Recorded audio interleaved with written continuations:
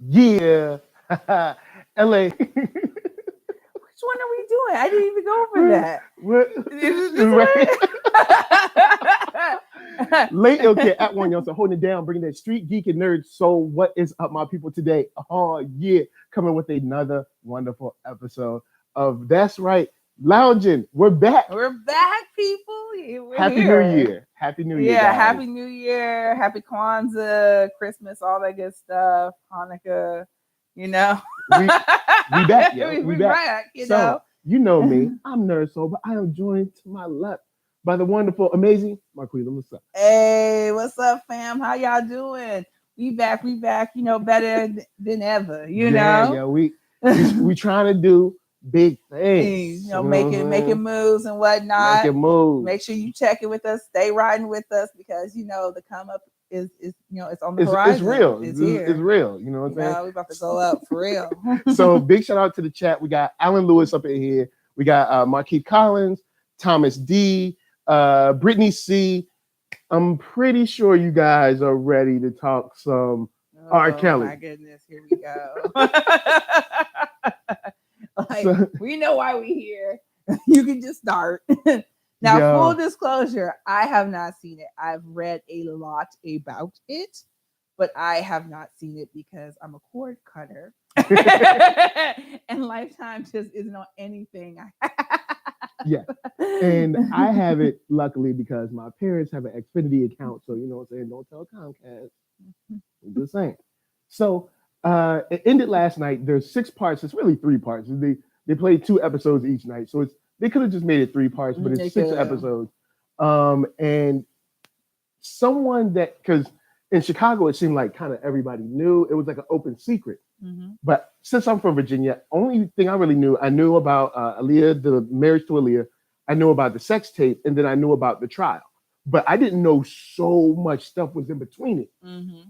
Like, R. Kelly is evil. Like, dude is like on some mob level, like hiding girls and sending people to pick up folks. It sounds and almost cult-like from what I was reading. Yeah. Like, and because organized he makes people, and because it comes down why people are enabling him is because he's making people money. Yep.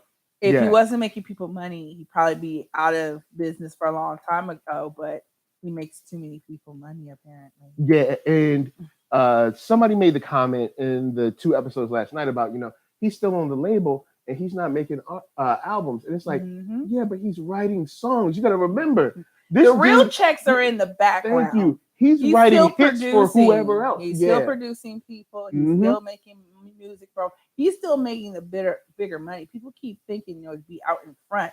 If anything, that was probably the recommendation after the trial, because you see, after that trial, though, his music did, like him being in front. Yeah, kind of. He scaled back. Yeah, exactly. It dropped significantly. Yeah, he scaled way back. People are like, well, if they're not looking at you, they won't think about you, and it's very true. Out of sight, out of mind. You know? Yeah, and I just had no idea how bad it was, because I thought we as a Black community, once we stopped playing his stuff on the radio, I thought we had kind of done with him.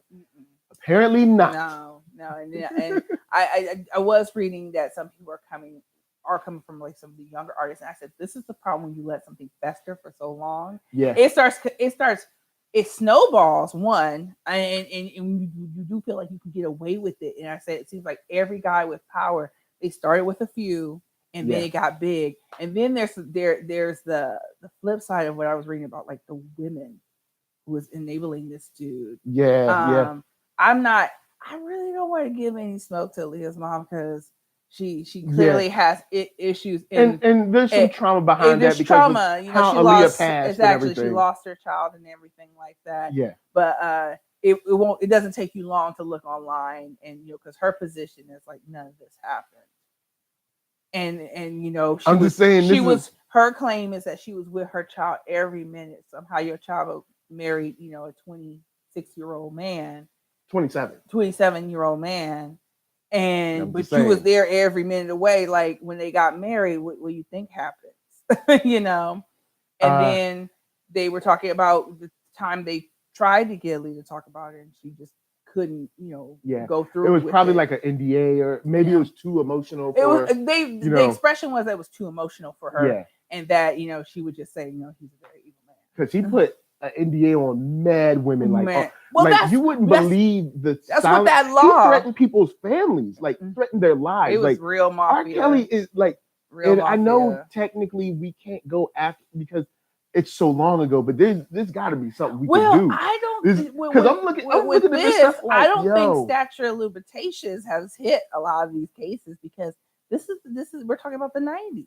Yeah, and I was like, it's 20 years ago. We'll be real, but I don't think statute. Let's say the first girls were probably like 91, 92-ish. Right. But then there's still messing with girls in 2011. Right. Now I will say this: you can check this channel. My wife and I have covered each and every night. One thing I will say is, any of the women after like 2008, any of the women after the trial, you got Aaliyah, you got the sex tape, you got the trial. I'm trying to lean with you, but I'm just saying. Well, everybody's telling you, and even the women. I mean, okay, let's split up the women because you say women, and there's different groups. It's the older women. Yeah, I'm talking about Kitty Jones. She was 33. Annette or Ansett, or I can't remember her name. She was 35. Those two, and then the parents, the Clarys, Azriel's mother and father, and the Savages. That was Dominique. No, not Dominique's mom. I think that was Geronda's mom and father or whatever. But those people were grown and they knew. Now the girls that were 13, 15, 17, whatever, those are young children that he is preying on. Yeah, it's the responsibility of the parents. You 33 though?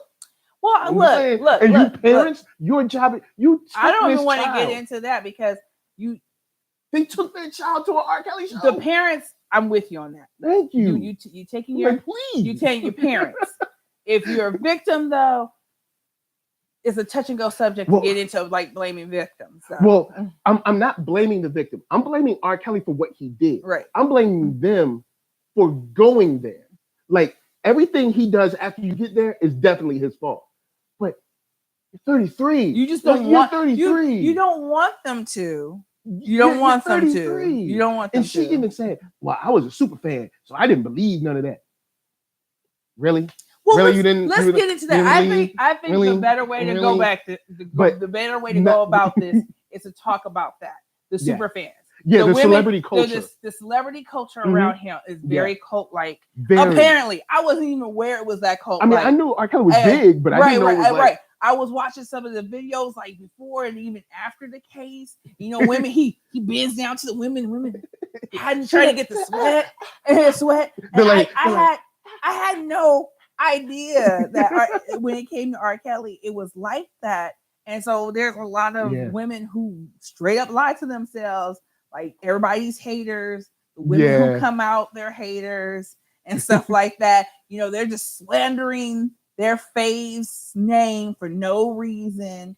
And there's a lot of women, unfortunately. And there's a lot of women that sound like they were using younger women to leverage in their favor. Like the parents. Now, I will... the parents and also other artists, unfortunately. The parents were definitely trying to use their children in a way to get fame. You know what I'm saying? Fame and money. And I was like, that's gross. That's disgusting. I'll jump to the comments real quick. Let's see.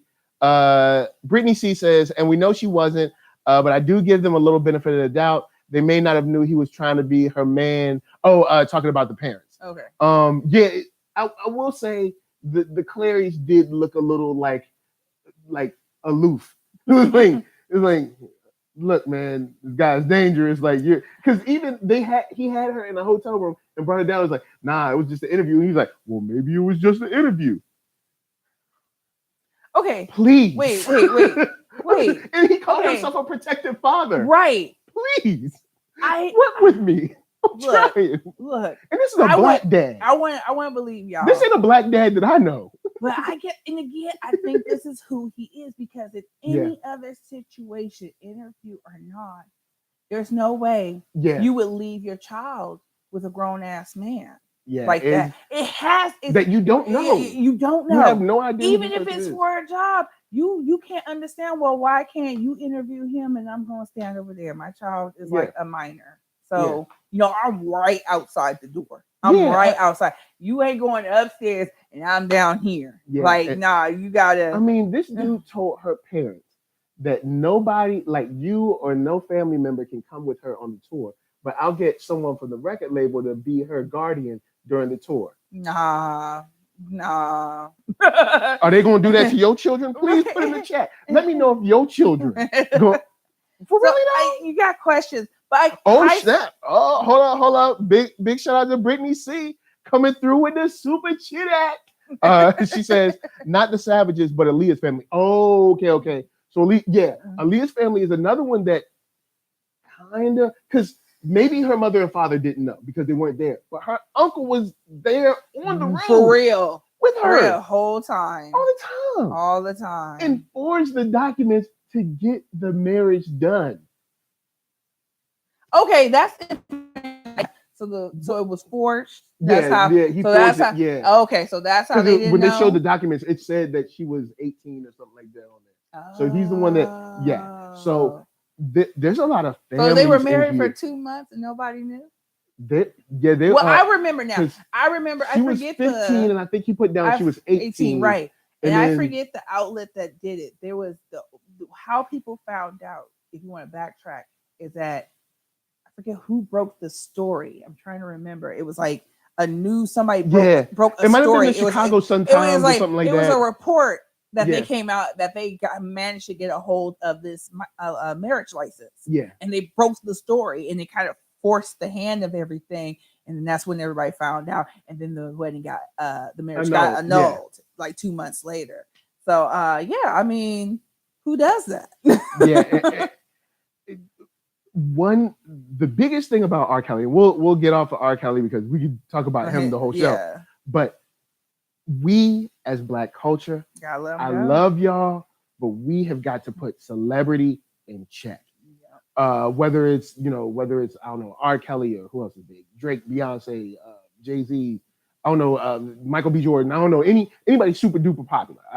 Like we have to put it in context of like, yes, this guy's popular talent, or whatever. They entertain us, but I don't really know them. You don't know them. Yeah, they're just people. At the end of the day, they're just talented people. You know, and we know it's powerful because think about it. They make millions of dollars out of being able to sing, dance, and entertain. Yeah, it's powerful. Yes, we get it. But like music is powerful. Music speaks to our souls. It's very universal. You ain't got no language. Yeah. They tour all over the world singing for people who have different tongues. So it's very, very powerful. But we have to remember that at the end of the day, these are people, and like all people, when it comes to power, absolute, power corrupts, and absolute power corrupts absolutely. So and that's definitely sound because like he on some cult mafia. You disappear kind of bullshit. And nobody should allow him to get that powerful. Also, shout to Brittany C. Talking about a lot of Chicago people knew this. Yeah, when I watched the second night, it seemed like this was an open secret in Chicago. And I'll say this, for all the guys and girls or whatever that were picking up people or helping them hire people, they just as bad. No, I'll say this. R. Kelly might be evil number 10. They're like 9.3. You know what I'm saying? They didn't pee on nobody. But if you got the girl to do the pee, then you're right there. Man. No, you're trafficking children for a pedophile, for a predator. Yeah, that to me crazy. That makes you evil. You know what's happening. You know what's happening to those girls. It's like I wouldn't let them out the hooks. Because that's the problem. Is I'm big on nuance, but my thing is if somebody said, this ain't right. No, I'm not getting you a girl. Bump that. There has to be lines that you won't cross in the name of whatever change she was giving you. Because I promise you, most of those people getting paid to traffic. Let's just be real about what it was. Yeah. Traffic young women to him. Planes, exactly. You cross interstate lines. You're breaking all kinds of laws. You got felonies up to here. I have no idea. Well, celebrity. Celebrity. Stay out of, because there was even one guy said he knew about one of the wellness checks before it happened because he has friends in the police department. So it's like, I'm like, this is on some mob level stuff. Right. It's like, dude is not like some, and don't get me wrong, there's R. Kelly's in the hood. There are, and we need to get them out. Right. We need to report them and get their butts in jail or in therapy or jail or in an institution. I think they need to go to jail. They can do therapy there. But my thing is this: they can't be around our kids. They can't be around these playgrounds. They can't be around. And we really need to talk about it more. It needs to become something that we are open about, because there is this weird idea that there's somehow, some way it's okay, or somehow, some way it's not as bad. It's just natural. And I maintain, because I got in an argument about this online with somebody, that there's a difference between thinking something and doing something. Yeah. Everybody, like, there's so many guys be telling me, they just at 16, they just, 15. Girls didn't look like that when they were 14, 15. When I was 14, 15, I've been told that when I was 12, 13, girls didn't look like that when I was 12, 13. I'm like, for a woman, whatever. It's such a different experience, because I've been having grown ass men hit on me since I was like junior high, and I mean early junior high. Like, see, 11, the funny thing is, when I was young, I saw it, but I didn't understand. Right, it. I didn't, because I would see older guys like in at my elementary school, right, and in middle school, and really not in high school. It was technically it was more college guys, so technically that's still. But it just. I never noticed it. I mean, or not that I didn't notice it. I didn't. You're after one thing. Yeah. They're after one thing, that they're not cherishing the women. Some people try to make this argument that it's love. It's not love. It's lust. Yeah. And you don't have any game with a woman your age, so you go and talk to a high school student because it is impressed. We just are. We haven't seen much world. We don't have that much experience. You can give us a ride in your car and take us, to the beach, and we're like, ooh, it's just so amazing. If the fruit is low, the bar is low, because we haven't really done anything, and everything and anything impress us. Why? Because we're children. Like, high school students were children and stuff. And I had those friends. Now me, I don't know why. I know why, because my mother is from the South, and she was like that one person, I think, who was like punching against, social norms, in the sense that some social norms are very dark, and stuff. And so, there were stories, about relatives, or stories about, that random dude in the neighborhood that you just, because, it was a village. So you had to respect all your elders, but you also had to learn how to stay away from some of them, because they use that elder bullshit to run their game, and stuff like that. And so when she got here, she's like, I'm not playing that game. We're not going to sit and act like this stuff doesn't happen. I'm going to talk to my kids about it. I'm going to talk to them early about it. And my mom made it very clear in no uncertain terms that no matter who it was, and she gave some very close to me examples. She cut a mother, So she just needed to know. She's like, let me know, and I will deal with it. And so that is the kind of conversations I feel like people need to be having with their kids. Like, people are not to touch you here. They're not to teach you there. And if they do, I don't care who it is. I will handle it. Well, and I will believe you, and I will handle it, because there's a lot of shitty parents who don't believe their kids. I'll venture to say this. They do believe their kids, but they turn a blind eye because they don't want to make waves. And you gotta have those parents who are willing to ride and die for their kids. I'll say this. This documentary series is something that mothers, fathers, whatever, both of them need to watch with their young girls. Definitely. Young boys, so they don't get girls, so they don't get caught up in it. Young boys, I'm saying for two different reasons. Girls, so they don't get picked up in it. Young boys, so they don't end up working for it. Exactly. Because he's working for it, or taking would come and get me. I'm like, how many people are cool with this? Exactly. Or you come to the mentality that it's okay, because I think that's why you could be a shit dude and you're surrounded by your boys. That's just like this mentality. Like, oh, he's getting it in. He's getting it. And like, but think about who is he getting it in with? How is that impressive? She's a child. And you're a celebrity. Grown ass people fall out over you. They faint over you. A child is totally easy pickings. And they had a former employee that was like shadowed out and everything, changed his voice. And he said at first he blamed the girls, because he was like, that happens all the time. They coming in here, they want it. Look at how thirsty they are or whatever. And then he said that he saw Robert hitting some of them, or hitting one of them, something like that. And that's when he was like, okay, this isn't just a thing. Like this dude is tripping. And I'm like, it shouldn't take. So that was one that I was like, it shouldn't take that. Then he had another dude that was a security guy who said, I saw some of the tapes. All right, we're going there. I saw some of the tapes, but then when I saw the tape, the one where he's peeing and stuff, then that was the straw. I was like, well, what about? So the other tapes was just like, oh, this ain't too bad. You saw them. I'm like, how many tapes you gotta see? And we have to understand, like, as we're supposed to evolve. We're modern society. And don't give me that, well, back in, medieval times, they married girls off when they were 11. That's because life expectancy was shorter. Like people were dying at like 40. You know what I'm saying? So you had to get married at like 20. 30, actually. Yeah, people were dying at like 30. Like, you were old if you made it into your 20s. Yeah, like if you were in your 20s and you weren't married, you were considered old maid. Yeah. You know what I'm saying? That's why men would get younger girls because life expectancy. Yeah, life expectancy. But I mean, people were dying out for everything under the sun. That is not the case. So but now we allow our children, and then they're not mentally there. Like I feel like you take a child from that era and they're just on waves ahead. Yeah, I think the maturity level was different. Because it's also a challenge to do. Yeah, you challenge by time you're 14, 15, you are considered adults. We do not consider those adults, and they do not act like adults. They do not have the mentality of adults. They don't have the maturity of adults. You wouldn't trust them to do just about anything for themselves. And even at 18, you like, I wish I could have prepared them a little bit better. Yeah. They still have to wait until they're 21 to indulge in a lot of stuff because they're like, their judgment isn't that solid.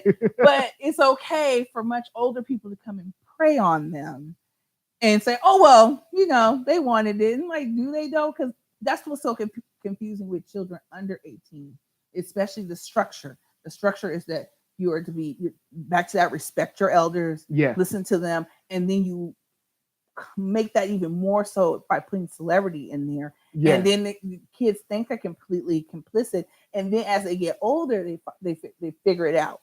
Especially as it turns into something they won't. Because what I used to daydream about when I was in high school, what I wanted to do with the older guy that I thought was cute, is probably very different from what he wanted to do. And then once it passes this line, you've literally broken these people. Geronda, the one that was skipping school, her mother was a single mom, so she was like working, and she would skip school and go to the trial. And she said, when he broke her virginity, it just happened. And she expected, of course, because it's R. Kelly, you expect it to be like candles and sexual and music and sexy. And she was like, it just happened. It just happened. And that's what he plays and he preys on. You objectify them. And to him, they're meat puppets, and that is sad. Very sad. So I will say there's tons, like, Eon said, it shouldn't have taken a documentary. Honestly, for us to wake up, honestly, we've been talking about this for decades, but we didn't know how bad it was. I think that's the only difference. The only difference now is that we didn't know how. We knew there were more girls than we knew about because you've been hearing about him having these multiple women the houses and stuff for some years now. That's in the 2000s that started rolling out. So I'm just like, we've known about this guy. We discussed this guy. He's supposed to be canceled. And I think the only people who are really keeping him afloat are again the industry itself because he makes the money. Because he writes songs. He writes songs. And then his super crazy psycho fans that are like the equivalent of Trump for R. Kelly. I mean, there's a lot of them online. How dare you? There's the Hoteps. Hoteps are always on the wrong side of history. They swear they're for the community, and they're always on the wrong side. They're just trying to break another black man down. What about black women? I remember being in a discussion back and forth. I was at dinner, and I remember going back and forth. Somebody saying like, R. Kelly's, great. R. Kelly ain't do nothing, blah, blah, blah. And I'm like, but this happened and this happened and this happened. Right. They was like, well, he was found not guilty. And I said, okay, would you let your daughters be with R. Kelly alone, and he said, whoa, you ain't got to go there. You ain't got to do. Why not? Hold up. So, why so now all of a sudden, but I thought it was all good. It's all good. So, guys, he ain't did nothing. Please realize that celebrity is cool, but celebrity has its place. Celebrity should not own you or rule you or control you. And please watch this, especially with your young girls, and go speak. Look, tell your sons, your daughters to tell you if dudes are hanging around the school, because that's another thing. The principal of that school said he would see R. Kelly come around. There was a teacher that said R. Kelly would come around. Why you ain't say nothing? Why you ain't say nothing? He's trespassing as of now. He ain't faculty. Right. He ain't a student. And he's not a guest speaker. What year was this happening? This is I can't remember. I want to say this is like maybe the late 90s or something like that, because all through the 90s, because even in the early 90s, the teacher said that after he graduated, he would come back and just be hanging around. And I'm like, so all these years you just let him hang around the school? Well, okay, like at first, because I know I have I got questions because like I said, I didn't see it.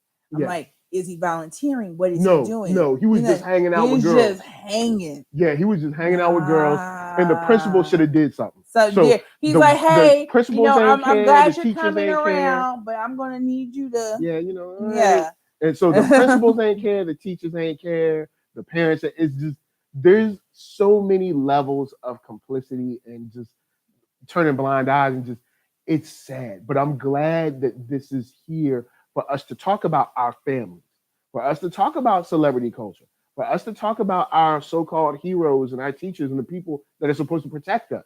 You know what I'm saying? Because who is going to birth our nation yet unless these young Black girls? But if we don't protect them, they ain't gonna be here to do that. You know what I'm saying? Because as we watched the documentary, we saw that he was escalating. Like at first he was just grabbing your arm or slapping you. And then one girl said in the last night that he choked her and put her up on his level. And he's like a foot taller than her. So, and then he started threatening death on people's families. So it's going to continue to escalate unless we stop this guy. Right. So I'll just leave it at that, because we would be on R. Kelly forever. But yeah, R. Kelly, I knew he was bad, but I didn't know he was like vile, evil, mob organization, like crazy. But anyway, guys, watch the documentary, check out the episodes on the channel, all that. But definitely something to talk about your family with, because unfortunately, this started from R. Kelly being molested between, I believe they said, between the ages of 6 and 14. So at least him and his brother were molested. Right. So what's happened is from his family, he was molested. Well, that's what I was talking about earlier about this cycle, lives. Like people not wanting to talk about this thing. And I was like, it happens everywhere. It's not just in the South where my mom was from. It happens everywhere. There's these family secrets. It doesn't matter what race you are. It doesn't matter your level of money or not. These things happen because we refuse to talk about them. We will deny our children it, knowing it happened to us. You know, you could be a grown person who went through it. Yeah. Your child comes to you and you still won't believe them. Like, we gotta cut the cycle. And I don't really want. While I feel sympathetic to anybody who suffered, any kind of sexual assault. At the same time, you should know how it feels so you don't perpetuate it. Yeah. So I that to me would not. You're at this point. The levels you're going to. Yeah, he's lost any sympathy I could have. I had for it. Like, you choking people out, you hitting people, you just being violent. Nah, man, don't come back at me that you was molested. There's plenty of people who've been in your situation because it's so prevalent that hasn't done it. Yeah. So you should use that to be the reason why you didn't do it. Yeah. So next up, people love fast food. People love fast food. Everybody loves fast food. You're in a rush. You want to go get a meal. You want to pick up a McNugget. Well, we found out that apparently McDonald's employees don't play, because last year we saw a young lady in Las Vegas. I saw that. She caught the fade. She threw a milkshake on a lady, and she gave her a 2-piece and a biscuit. So, this week we're going to be talking about a new employee minding her business, chilling. I believe they were in Florida.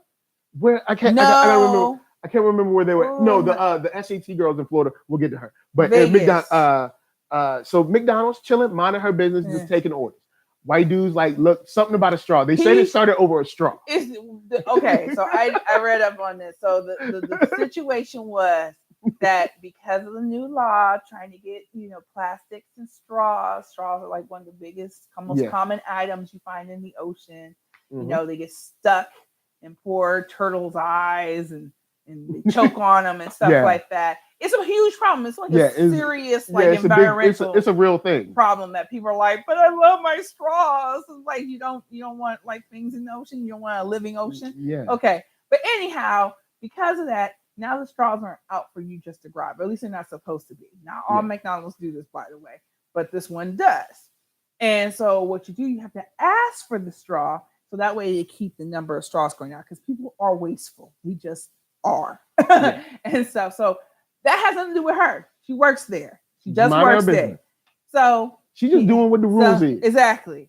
So when he's like, "Where's the straw?" She's like, "Oh, you just have to request a straw." And that's when this dude lunges and grabs her. Like, I guess he felt like he shouldn't have to do all of that. Yeah. And then it just didn't get handled well from there.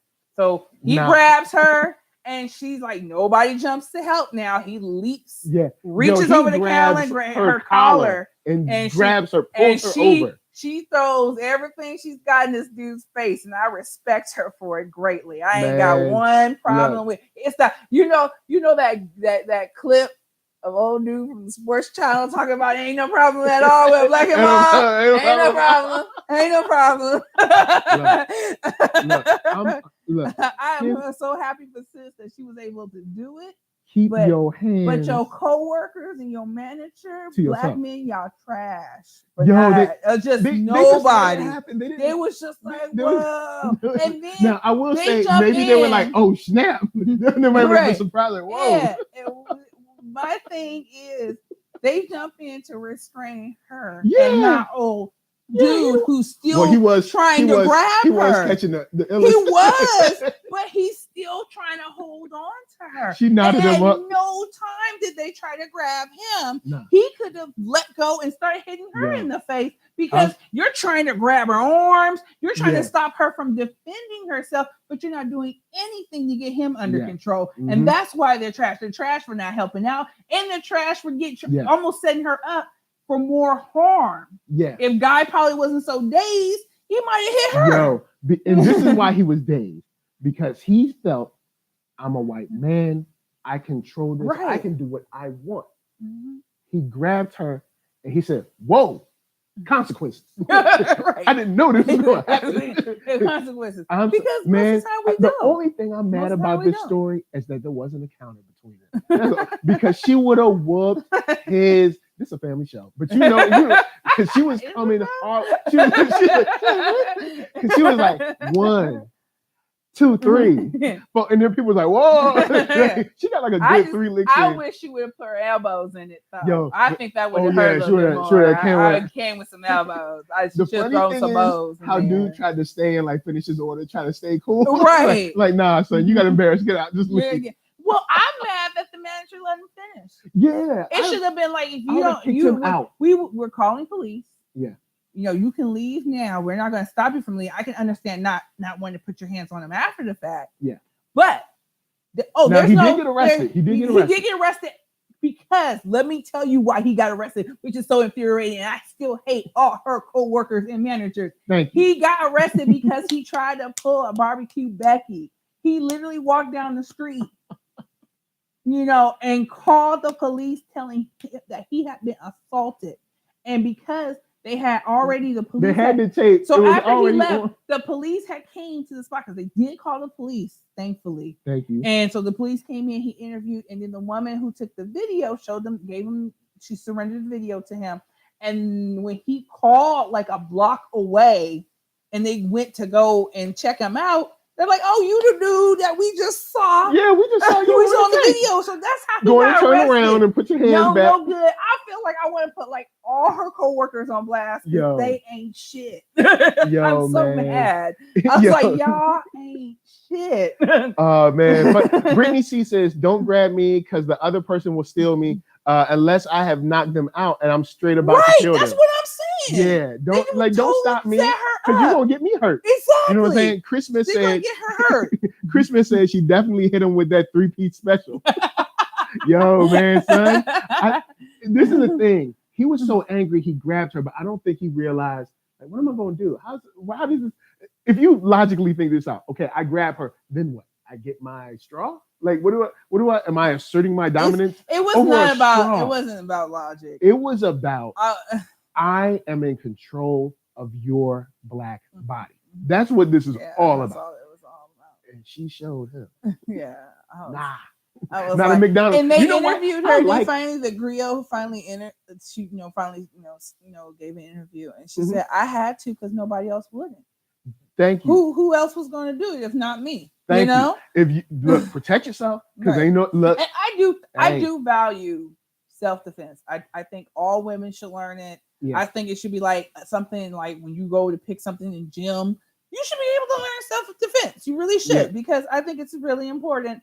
I think more women should know it. I feel like if it was random, you didn't know for sure when like going after a woman, she was going to just pull out some shit and whoop your ass. And I will say this: I know. I've met some women that were kind of scared of self-defense because they were like, men are bigger, men are stronger, and on a general scale, yes, generally they are. On a general scale, women are faster.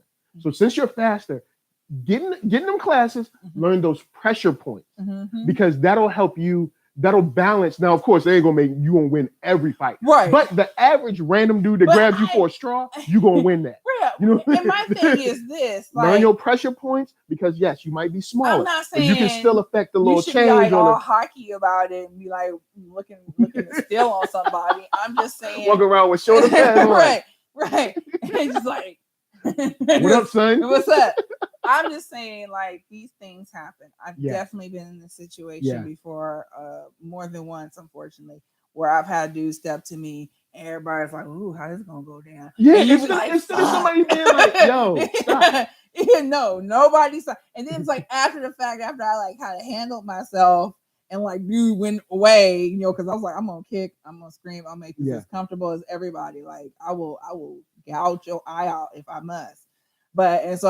And then, like, I remember one time I had this huge stare down with this one dude and stuff like that because I made it clear, like, hey, if we're going to do this, I'm not some easy pickings. We going to get into this. Then only after the stare down, like, happened, dude concluded he didn't want no smoke. Because sometimes that's how cowards are. Like, it's not like he couldn't have possibly won. There's a great chance he would have won because he's much taller than I was. But but the idea is, usually people want easy pickings. Yeah. If they think you're going to fight back and might even have a chance of hurting them, they're not interested. Yeah. They're bullies. That's how bullies function. That's how predators often function.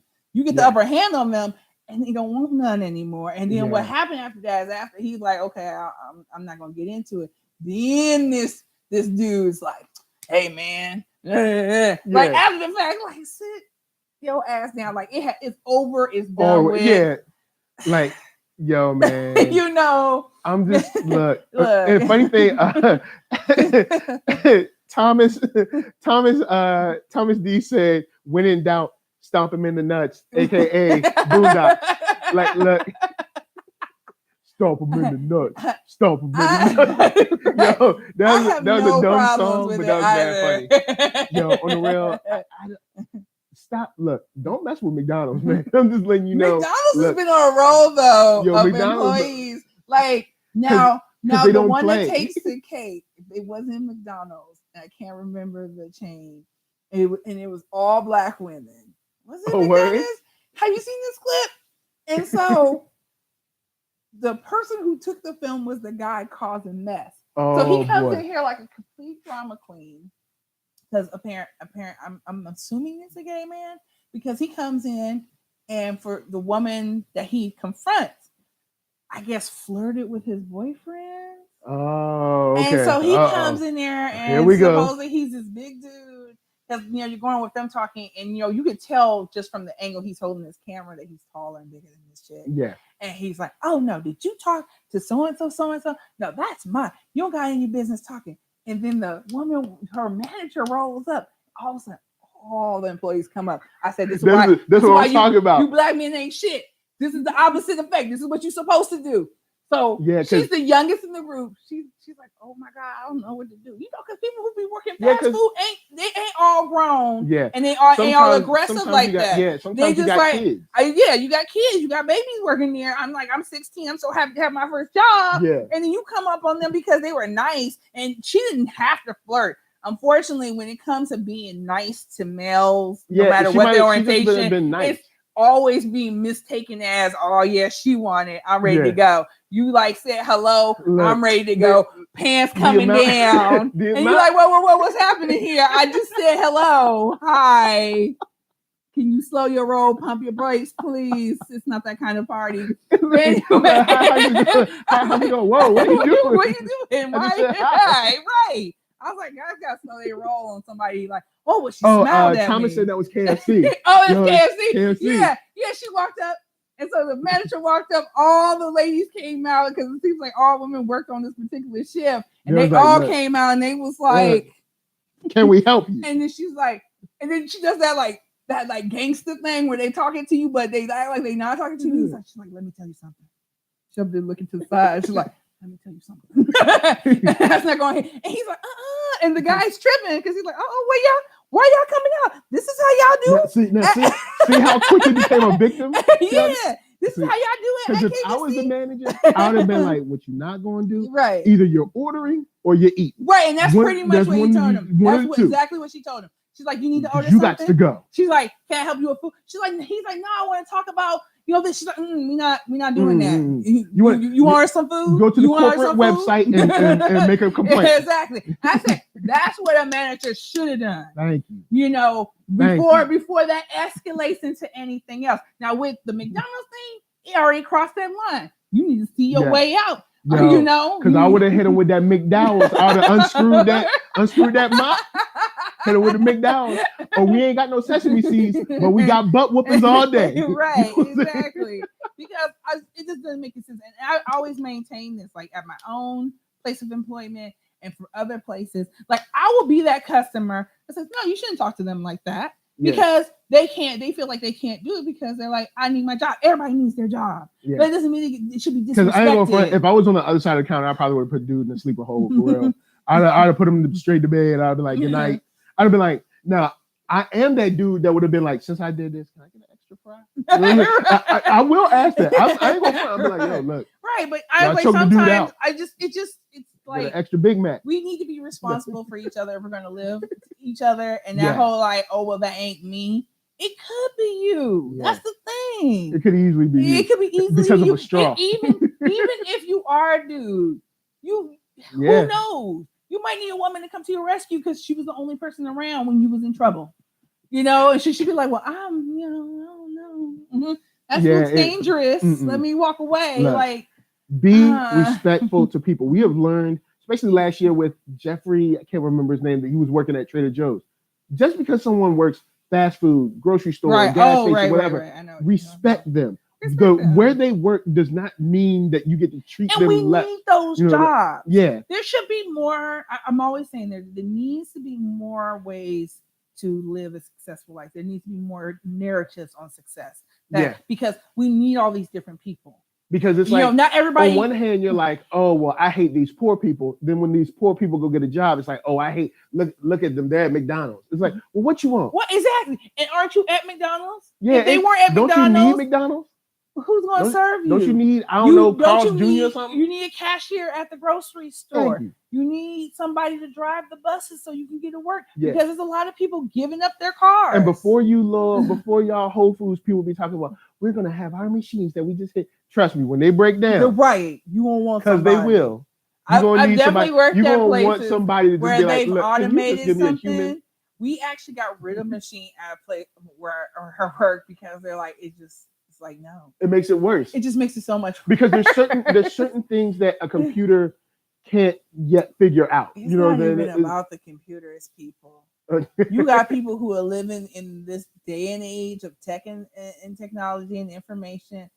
And like you've been there in the grocery store when those people try to do the self-checkout, man, clogging up the line. That's why I go to the regular line still. Because I just be like, look, y'all gonna be in there, y'all gonna mess something up, y'all gonna press a button. If there's not just one open, I'm gonna check the lines because you always got people who are like, oh, it's gonna be fast. And they act like they don't know how to push buttons and follow instructions. That joint is mad. Push buttons and follow instructions. And the buttons be big on the screen. Big, just read. As someone who went to Target over the holiday season, people will be there. It'll be a big old thing that says pay. And they like looking all over the screen. It says pay. You scan all your stuff. Press pay. Right. Pay. I've had to do it, and I've got a little face on. I was like, I try to be like you got to fix your face, and then you got to fix your voice, and be like, do you need help with that? All right, here, just tap this right here. Got it. Bam. Because I'm trying to move on. Because I want to go home. Right. You are struggling with this. This is why Amazon is winning because I hate going out and dealing with y'all. I come in here. I remember straight up, real quick before we go off. I did some ordering. Should have been easy store pickup from Target. I get there, they're like, we ain't got the item. I had to go find the item my dang self in the store. That's what they're supposed to do for you. But I had to find. I was like, well, do I get a discount since I did your job? Right. No, I ain't get no discount. I still had it back. So just press the button. It's not easy. But just put real cashiers back in there. Just take out the fake stuff. All right, put real people back in. Like it's a good idea. I just think we have to get. In theory, it's a good idea. We just but have people to. Ain't smart enough. We are not honest about where we are as a society. Yeah. We create these like. We think everybody. We design is on the same exactly. level. We design these new futuristic stores and all these different ideas everybody about how we want society is when we have all these different levels. Of education, we don't want to like get up to standard where everybody's on the same level. I was like, we could be great as a society if we just brought everybody up to speed. You're like, look, all right, check it. We're gonna have like a whole month-long course just using the internet. Yeah, all right, using apps and stuff. Exactly, using your phone. They need to bring that back because they had it when I was in school. I'm an older millennial. They had it when I was in school. And then they phase that stuff out because the assumption is because everybody's using it. Everybody's using it. They know how to use it. Yeah. And then you know how to use everything. But see, the problem now is that's the problem now is kids are using technology all the time, but they're not using very the limited. vast. Yeah.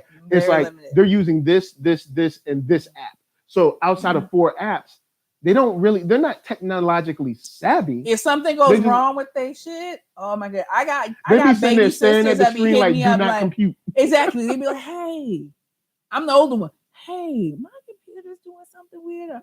Do you know how to do X, Y, and Z? And Microsoft, like, girl, I had classes on Microsoft. Google it. And there's this deductive thing about, hey, if I don't know something, there's this beautiful thing called Google that they will not do. Google is for more than porn and Facebook. Right. For real though. Just letting you know. Just level up your Google game. Like, please level up your Google. But with that said, in People Be Stupid news, a movie called Birdbox came out.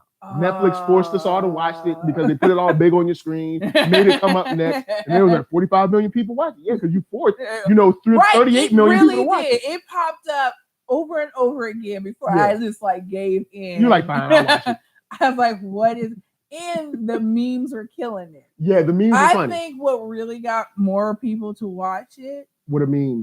Were the memes. Were all the memes going out. It was really funny, and you wanted to understand them better because it's always like I think you get the gist of it, but I feel like when you really read or watched something, there is far greater appreciation there that you feel. Yeah, when you're like, I get it. I got it. So I watched the movie. I reviewed the movie. It's on this channel. If you've seen it, you like it, you can check it. I gave it 2.5 stars. It's like, but people said, you know what? This movie's so good. I want to live this movie. I think the viral energy is so good. I want to go and do something that's going to give me those clicks and likes. Yeah, I want to put on a blindfold and walk around my city or walk around my house. Look, I will say this. At least the people in the house were keeping it kind of safe. That one dude that slammed his baby took a walk. Okay, right, that was rough. I put that on my review. That was I know that was rough, but it's kind of funny at the same time. It was funny, but I was like, dang. And you didn't. And the kid didn't slam like it was normal like slam because it was your grown ass holding on to them. Had you let your baby be free, it might have been all right. Like that's so on you. Oh man, that was bad. That was so bad. Man, this baby hit this wall so hard. Yo, he slammed. Yo, he WWE slammed his own child into the wall. It shouldn't be funny.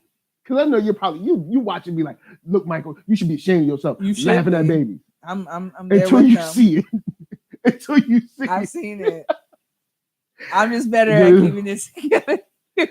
Then you got people falling in the parking lot. People, this is just as bad as the Tide Pod challenge.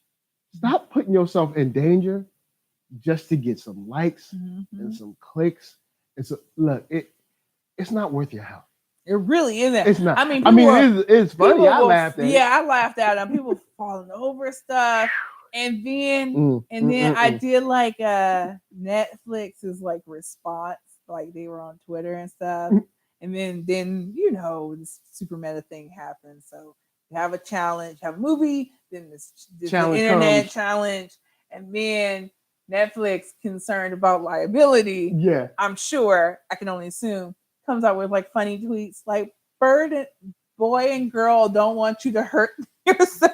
Yeah, it's like, stay safe. Stay safe. Do not do the Birdbox challenge or whatever. Because Netflix don't want to be in court behind somebody's parents being like, your movie, your child trying to be cool. Exactly. Is what got them hurt.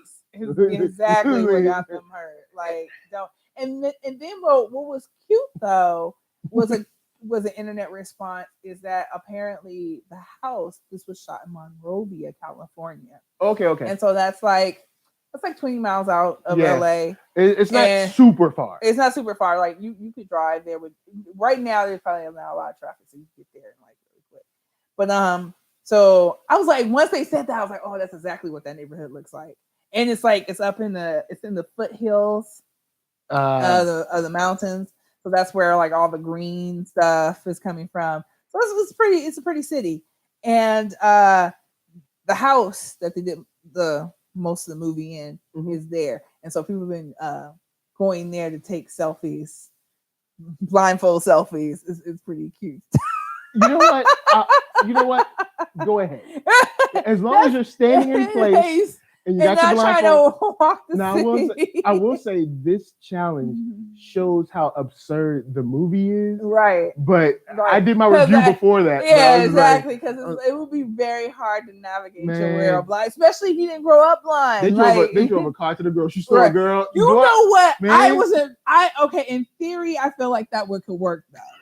In theory, Google be having you in an alley. It can't. And they weren't even using Google. They was using like OnStar or something. You know they ain't good. Right. Hashtag OnStar. I was like, there's no traffic. There's nothing. Well, true. They did ride over some dead bodies. They did ride over dead bodies. That was like really legit. I was very amused by that part when it came down. I was like, hey, that's pretty ingenious. Okay. There you go. The rafting? The rafting was like, y'all dead. Yeah, like, because even just going down the river regular makes sense. Like, I can see that working. I let it slide. Well, the rapids, and to the point, the rapids didn't go down the way we thought it would go. Like, you can't see rapid, because people do go white water rafting. Yeah. But they can see. Seeing is very important. And so, but you had to get through the rapids to get there, because walking through that forest wasn't really an option. Because the forest is crazy. Exactly. Just a little bit of forest it took to get to the final destination. Man. It looked like they was just going through it. But I was very I did enjoy it. It was tense, but this, the challenge, guys. Just leave the movie where it is. Enjoy the movie. Maybe get your friends together and take a blindfold picture, standing. Go to the house in Monrovia. Yeah, that's cool. Take a. If you're here in LA, take a selfie and no more. That's it. Just stop doing dumb stuff to be seen. That's it. Surviving R. Kelly. Stop buying so hard into celebrity and Birdbox challenge. Stop trying to be seen so hard. People see you. You don't have to do extra stuff. Like, just sit down. No stuff. Hey. Well, you kill your baby. I like honorable mention for like bomb internet stuff. Oh, word. Is for those who are on Twitter, Wendy's has got that smoke. They got that smoke for you like day, noon, and night. Wendy's gotta have like 3 comedy writers writing for them or something. They can't be that good. Exactly. They hired like a premier professional like internet troll or something. Internet trolls of some kind. Because they're so good at because they walk this line where they give you that smoke, but it's in the most playful kind of way. Playful, like professional. I don't use any vulgarity. I don't cuss at you. I don't say anything that's too off. But if you was doing the dozens, it would be the move. It'd be like they clown IHOP, they clown Mr. Peanut or whatever. When they clowned IHOP, when they went to IBOP or whatever, IHOP or whatever.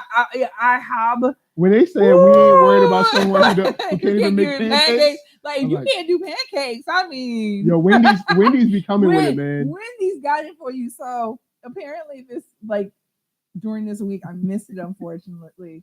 It was National Roast Day. Yep. And Wendy's announced it's like, all right, it's the day, y'all. Who wants some? And it was hilarious. Like all these different big other corporations, their people came over to Wendy's, like, yeah, roast us. And Wendy's had it. Wendy's came through. So during Wendy's timeline, they're always saying snarky, funny stuff. It's hilarious. They've got to have some comedians writing for them on the street. Wendy's and dictionary.com. Get your life with dictionary.com on Twitter. Follow them. My goodness. They funny. They be like having their word of the day and clowning people. Wendy's, y'all need to bring back that $1 fry, but I still ride with y'all. Y'all man, Wendy's is hilarious. Wendy's is so hilarious. They said something about peanuts and like, congratulations for being the most boring part of trail mix. I was like, because see, it's mean, but it's not like, it's still family friendly. Right. Like, they walk this very impressive line. Yeah. Like, and for whoever runs their account does a very good job of knowing. I hope the they are paying them good money because if you're not, you're gonna lose them. So Wendy's, I'm hoping you come in at your pocket because that is like top level. Sneak. A fast food restaurant has probably one of the best Twitter accounts, and nobody knows it. Yeah, it's the best kept secret. So it's next level social media marketing because I was like sometimes I think about Wendy's because of that. Yeah, you'd be like Wendy's, they on point. They on point. I give you your props. I don't know, something's like changed about the food though. I used to really enjoy it. You know what I'm saying? Shouts to the Square Burgers though. Yeah. Shouts out to you. Yeah, but I wanted to throw that out there because it was something that happened this week. And they the best. It was hilarious, and like Sally was coming, Firefox did it. Oh, their one for Firefox is so good, but I can't quite remember it. During their timeline, they had it all day. Exactly. When you open up Firefox, you know how it does that update thing, and so they did some kind of diss about how slow. Which is why I don't use Firefox anymore. I ain't used Firefox since like high school or something because I'm tired of that updating. Right. Like, we're updating. Look, I ain't got time for it. I was like, I don't know why. Now, technically, Chrome does it because they run in the background all the time anyway, but still, it's just the fact that every time I open, look, Firefox, fix it. All right, get it together. Like, exactly. That's why I only use Firefox when I'm testing other websites or something. Right.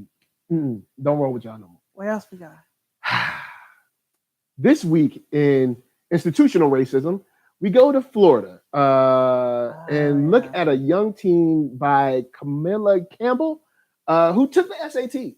You know, she took the SATs. She took it more than once, actually. Yeah, she didn't get a good grade, and as we all know, you can retake the SATs. As many times as you want, actually. They encourage you to. Why? Because you have to pay the ticket. Yeah. So they encourage you because they get more money. You get more money and you get acclimate. Like the SAT, I remember taking them still because I did the PSAT, I did the SAT because my family was like, you going to college. You're about to go to college. And you need scholarships because we can't pay for that shit. You better get these grades together. Look, hey, be smart. Be smart because we ain't got money like that. We don't got money like that. And and so I mean it's different test taking. Yeah. And yeah, I mean at the end of the day, I'm gonna put this out here. The SAT ain't shit. The act ain't shit. None of it shit. It's this way for them. It's literally a hustle. It's a hustle and a way for them to discriminate against minorities, most importantly, because you have to be taught it no matter what color you is. So it's not like I used to think it's because the way they did the questions and they did, but it doesn't really work for anybody. And the difference is it becomes a big class issue. And we all know, however, when it comes to class and money, that when you come to the people who populate, the lower classes that don't have, say, $2,000 to take a prep course, it's going to be Black and brown people. And so that is the catch-all. It's like they sell this test to colleges, so you're required to take it. They become the standard, then they put a paywall in front of it. You pay a paywall in front of it, and then they're like, hey, you want to come up because you want to go to your fave school, right? Well, pay us $2,000-$3,000 and take our prep course. Like all of them have prep courses. Or if they don't, they like license other people to do it. Because I don't think SAT has one directly. And but so they license to other and people, they make tons of money. They still make money. It's just a huge racket. And I don't know why. I think a better test of what kids are capable of is the 4 freaking years they've been in high school. Like I was like and that was what was killing me. I think that was pissed me off is I was a straight A honor roll magnet student with and band RCT, played, I'm in plays, all this tons of stuff. And they were like, nah, we don't care. We want you to take this SAT thing, And so I'm going to school out of my neighborhood just to be able, I'm doing computer programming in high school. And so, I was just like, nah, like you don't need the SAT or the ACT, but it's some bullshit to kind of try to keep people back and a pay to play situation. Yeah. So I've always she paid. She paid. She did pay. She played. And her score went up. Right. Now she followed your rules. Mm-hmm. She passed. She got a higher score. I think she had a 900 at first, and then she got a 1200. Right. And then they want to move the goalpost. The goalpost now is, oh well, your score increased too much. You must have cheated. How are they gonna cheat? How, Sway? How? There's really no real good way. If you've ever taken the SAT, there's no real way to cheat. I wouldn't. Yeah. I mean, the time you would take up to come with the system to cheat, because the way it is just abstract. Yeah. In a lot of different ways. In the question, so if you don't know how to do these things, if you get to math and you don't know how to do algebra, you can't sneak the answers in because they've got so many of these different tests. Like how you don't know the test you're getting. Like you would have to do an Ocean's 11 to figure it out. Like how you gonna get the I kind of want to see that movie. Answers for the SAT, or a how high situation. Because that's the only way it's gonna work, y'all. How high is a classic movie. Exactly. You have to present what SAT would have because you made the accusation. It's the burden of proof for you to produce how this chick cheated on your test. Let me know how I cheated. I can't think off the top of my head as someone who took it numerous times. And I did the subjects and stuff like that because y'all overachiever in high school. And stuff. There's just like either you know it or you don't. If there's a technique to it, and once you learn the technique, like the technique to the math is be bomb at algebra. No matter what it looks like, it's algebra. It's algebra. I'm gonna give that to you guys because I actually took one of the prep courses. All of that. The whole thing is algebra. It's all algebra, no matter what it looks like, no matter what a stripper tells you. I suck at algebra. So I didn't do too well. It's only algebra in the champagne. Yeah, but she took she followed their rules. Right. And now they on some, you cheated. So of course she said, I didn't cheat. They withheld her scores, and now she can't, apply to colleges and stuff. So now she went, to the news and went to the internet and said, hey, look, they're saying I cheated. I didn't. They're discriminating because I'm Black, which is true. They are. Yeah. But like, why would you assume anybody else getting like a 1,200? Thank you. You ain't got no smoke for them. Yeah. So they come back because they wrote her a letter and said that, her score increased too much and, you cheated, whatever. How are you keeping track of her like that? Yeah. That's some racist bullshit. I was sitting in a room, every time I took it, it was a different room of people, and they would have tons of us together. Yeah. Well, it must have been the name, Camilla. They must have knew, like, she's probably, no, Black. I'm saying, though, you have so many people. True. It's not like the SAT, right? They administer their own stuff. There's so many people taking it. There's so many people taking it. How are you keeping, like, the other than keeping track of their scores, and I thought a lot of that is automated. Yeah. How did it get flagged? Like, I guess because it was too much. But anyway, right. They I think ABC News or whatever reached out for comment, and they said, oh, well, there were other factors as well as why. And it's like, well, what were they? So now she's about to take them to court because she should. I hope she sues the pants off of them. I would sue them for the exact tuition for whatever school you want to go to. Straight up, because they're lying, they fronting, and all of a sudden there's other factors as well. What are the other factors? What are they? You have to present all that stuff you can't just for those accusations. That's the problem. There's other factors. What are they? Well, we don't want to disclose with it. Well, then you can't. You can't hold back people's shit. And I'm not paying for other scores. I want that score. Because a 1,200 is more than enough. Especially if you've been handling like your business in high school. 1,200 is real nice. It's nice. You don't need a 1,600. Yeah, 1,200 is real nice. I mean, it's great. I'm not knocking for the 1,600, the 1,500 people, the 1,400 people. I knew several of those people. But I think I was go. I had somewhere between 12 and 13. I was like, I'm done. And that's what it means being like this awesome student. It's a different way of test taking.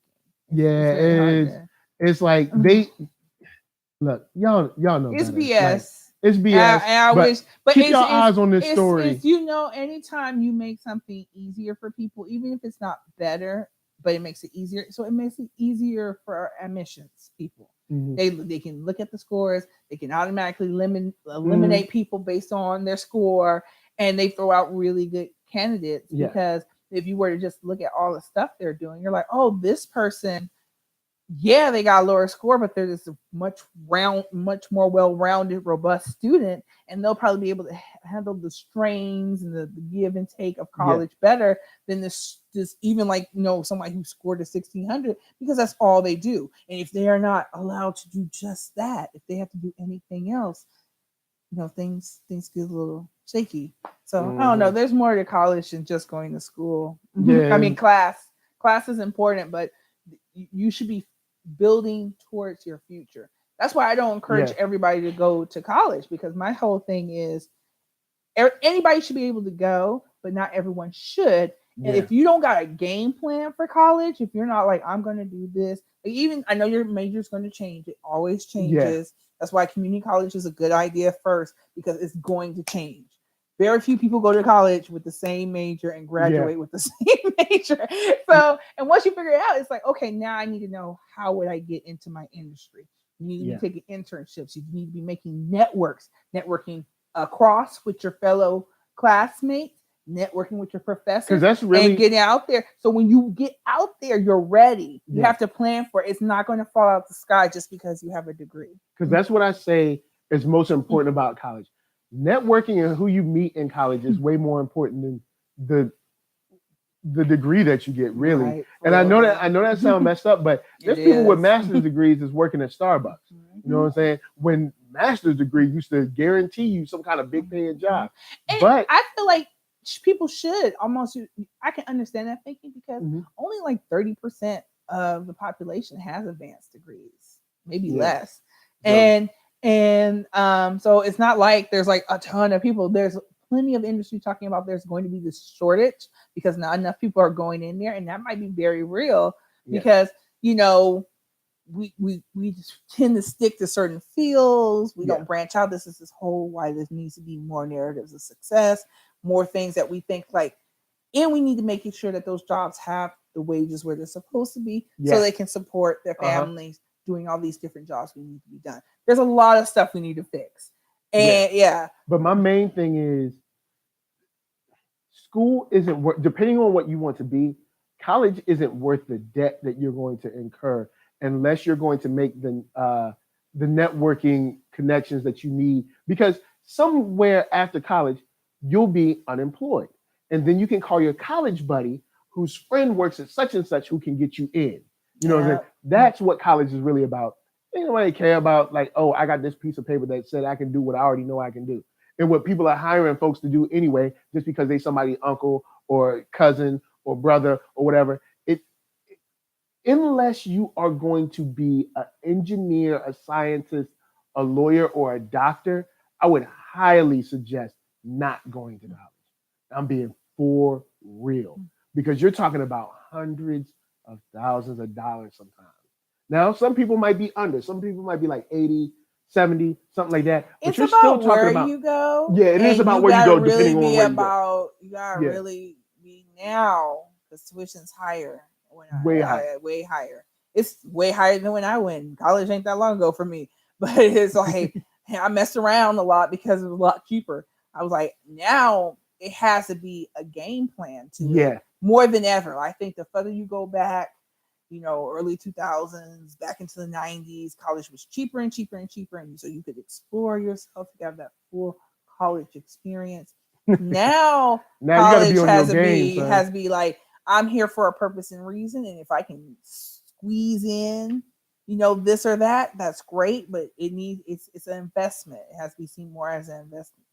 I would love for people to have more college experiences, because the sad thing is it's unique to college. It's just like high school stuff. It's like you'll never be able to go back and recreate that. And Eon said, I studied one thing and got a job doing something else. Completely. Degree is pretty much wasted. That happens to so many people because you go into your field and they won't hire you because you don't have their experience, and then you end up getting a job somewhere else. The way you thought it was. Yeah, it don't shake out. Your expectations for the field, and like you might get in the field and you're not feeling it, or whatever.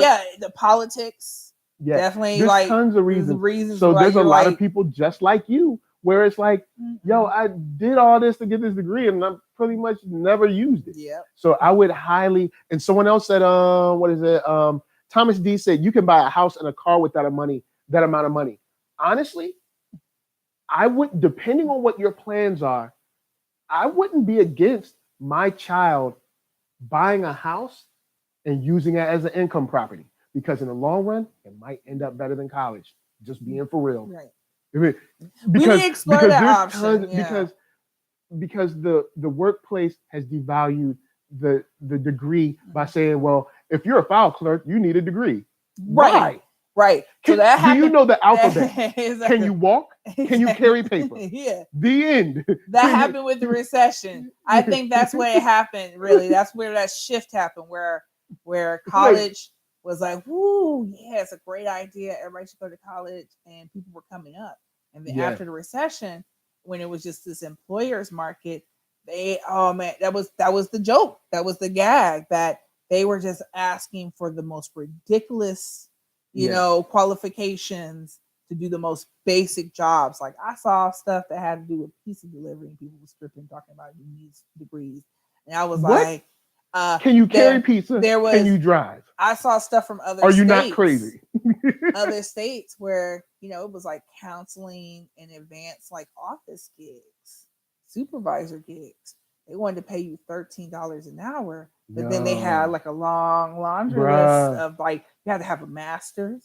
You had to, I remember going to a website because I was in between jobs. I got hit, and I was like, man, this is so depressing. And then of course, because you look at and you're like, yo, this is honestly like 3 people's jobs. Right. You know what I mean? Right. They literally put in jobs. They've increased the number of qualifications.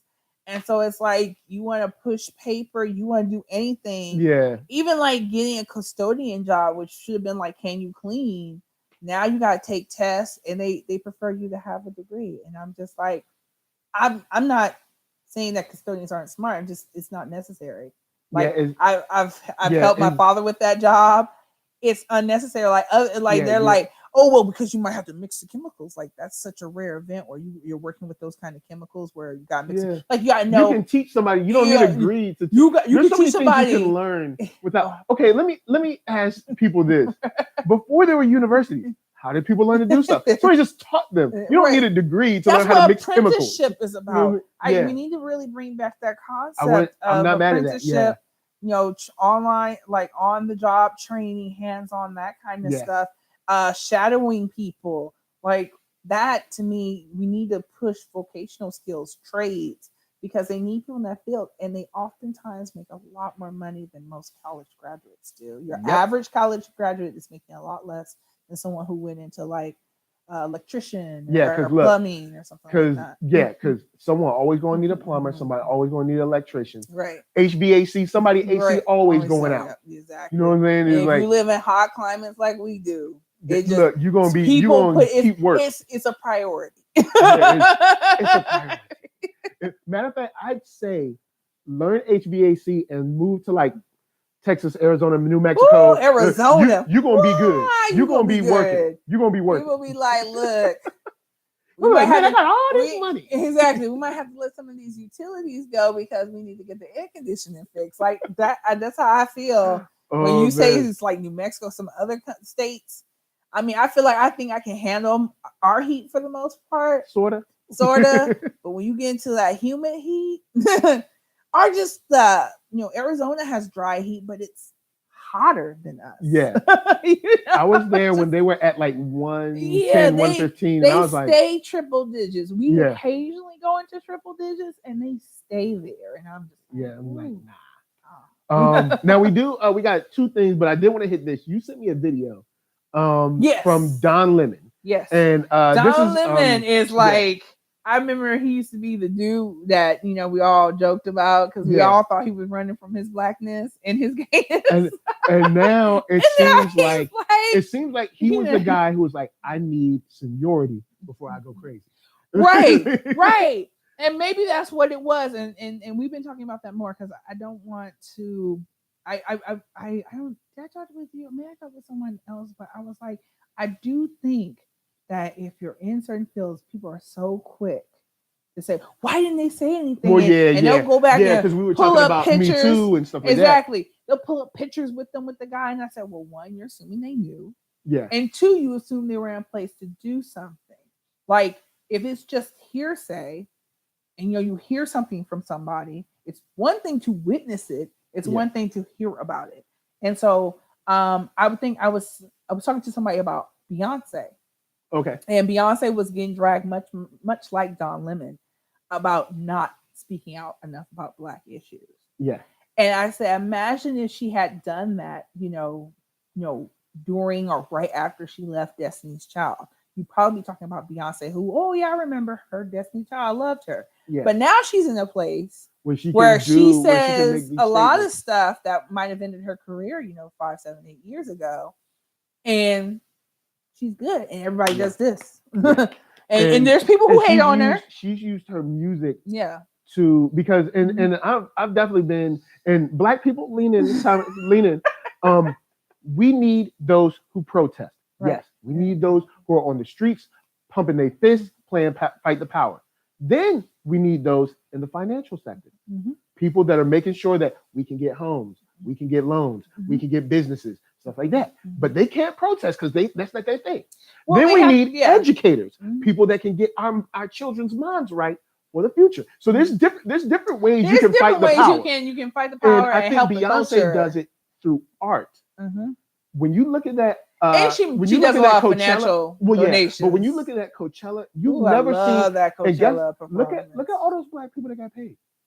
Those are Black people that A, would never have been seen. B, never been able to show their culture to the world that way. You've never seen. Right. We've never seen marching bands. She didn't go at HBCU. I was like, well, when they gonna be on Coachella stage where people are watching it around the world? So now she's put HBCU on a platform. She's put which they really need it because they are embattled right now. She's put their culture on a platform, and she's done it without even saying, "Oh well, racism is here."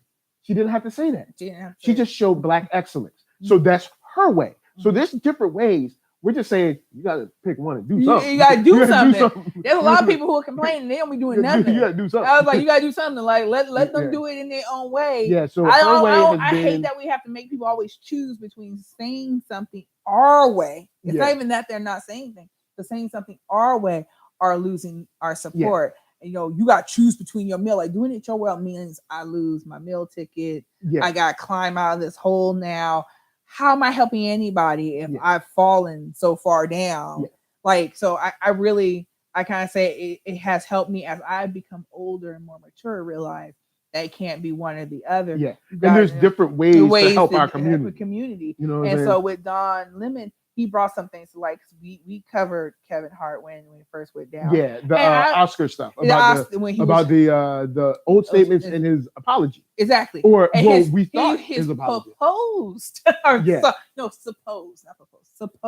apology. Yeah. So what happened? What I found really enlightening about this clip, and it's a clip from CNN. I guess they have this segment now where Don's thoughts or Don talks, like or Don's corner or something. Yeah, exactly, something like that. Something where Don's being extra woke, probably to them. Like I feel like he's like normal level, but he's normal to us. For CNN, the network, he's a revolutionary. Yeah, he's like, man, we're gonna run with it in this political climate. We should let them have a voice. Ooh, it's a lot though. It's a dangerous tick there, Don. Exactly. You're a little too much, Don. Right. But for me, I'm like, he's just saying real stuff. Just regular. And I took Kevin Hart at his word. I really did. Because I mean, I'm not going to go searching through his tweets, but he said he apologized. I'm like, okay, cool. He apologized. So Vulture and CNN took the time to say he said he apologize. Let's go find it. Let's go find the apology. So I guess they combed through all the interviews, all the interviews, or whatever, and could not find one. He claims he addressed it. Yeah. And they combed through everything, and they only find one time he actually addressed it, and I'm going to tell you why it's like this. Is where he says in Rolling Stone in 2015. Three years ago. So 3 years ago from now, or 4 technically, but 3 years ago from now, and 5 years after the statements, maybe. I'm trying to. 8 years. 2009, 2010. Okay, so all right, yeah. So it's about 5 years. So about 5 or 6 years after the statement. After he did the tweets, his statement was, "I'm going to stop telling homophobic jokes." It's funny he identified them as homophobic, but I'm like, at least you're saying it. Yeah. So he identified his own jokes as homophobic, and his reasoning, he gives a reason for this, is that we're so much more sensitive now. And Don was very good at pointing out that people are more sensitive now is not an apology. And I would even go a step further because Don gave this as him addressing it. I was like, this is more deflecting. Like, all right, I'm gonna stop telling the jokes because y'all are too sensitive, and that's it. So he didn't do any work, zero work. Now, I will say this. In this, well, I'll let you finish because I was thinking about this when he got to this point in the video. I was like, this is a weird place because it's like, on one hand, he is stopping. He's not really giving you what you want, but he's not really going against you no more. So is this a give and take place right here? I mean, no. I mean, flip the script and let's talk. Let's talk if this was somebody talking racism. Nobody would be happy, and that's what Don said. We as a community would not be happy. I'm not saying this would be not an apology. I'm not. We would just be cool with that person. That person would still be very much canceled. But what I say, at least I know where he is. You know what I'm saying? It's like, okay, I know he's still racist. Like, we know Bill Maher is still racist. We know the Clippers dude is still racist. At least he stopped. Right. Bill Maher has not stopped. But you know what I'm saying? Right. But you know what I'm saying? It's like, the at problem, least he stopped. You know what I'm saying? So is it kind of like that? Because racism ain't going in. It's not going to end. So, it's not going to end. So is it a give and take part right there? The whole point about it was this stems from the Oscars. That's what we're talking about. Yeah. And he was giving the Oscars are on the way. Ultimatum to apologize. Everybody asked him to apologize and acknowledge that these are hurtful statements. They're problematic. I have a very good friend who writes for Out Magazine, and he gave his reasons. And he says, as a Black young boy starting to come into an identity that he was unaware of, because he's non-binary.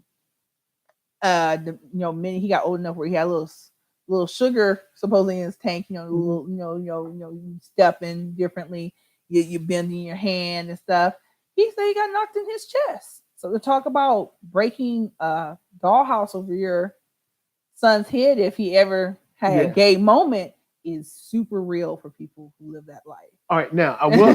Now, with that said, and I wanna. This is completely honest. I'm not trying to be funny. And I know we got people that are Black, white, gay, LGBT, whatever, whatever, watching the show. This is an honest question: do or are comedians, I guess, in charge of what people do, or should they be connected to what people do due to a joke? And the reason I say that is this, because there are protected groups. We know there's protected groups, but it does seem like the case where maybe more so the Jewish community, but almost where is it that comedians cannot say anything about gay people at all? Because, and this is where I'm going, and not to be mean, because I don't think in written it doesn't look good. But we don't know Kevin Hart, but by seeing his stand up, it's kind of like when Bernie Mac said, "Bust your head to the white meat show."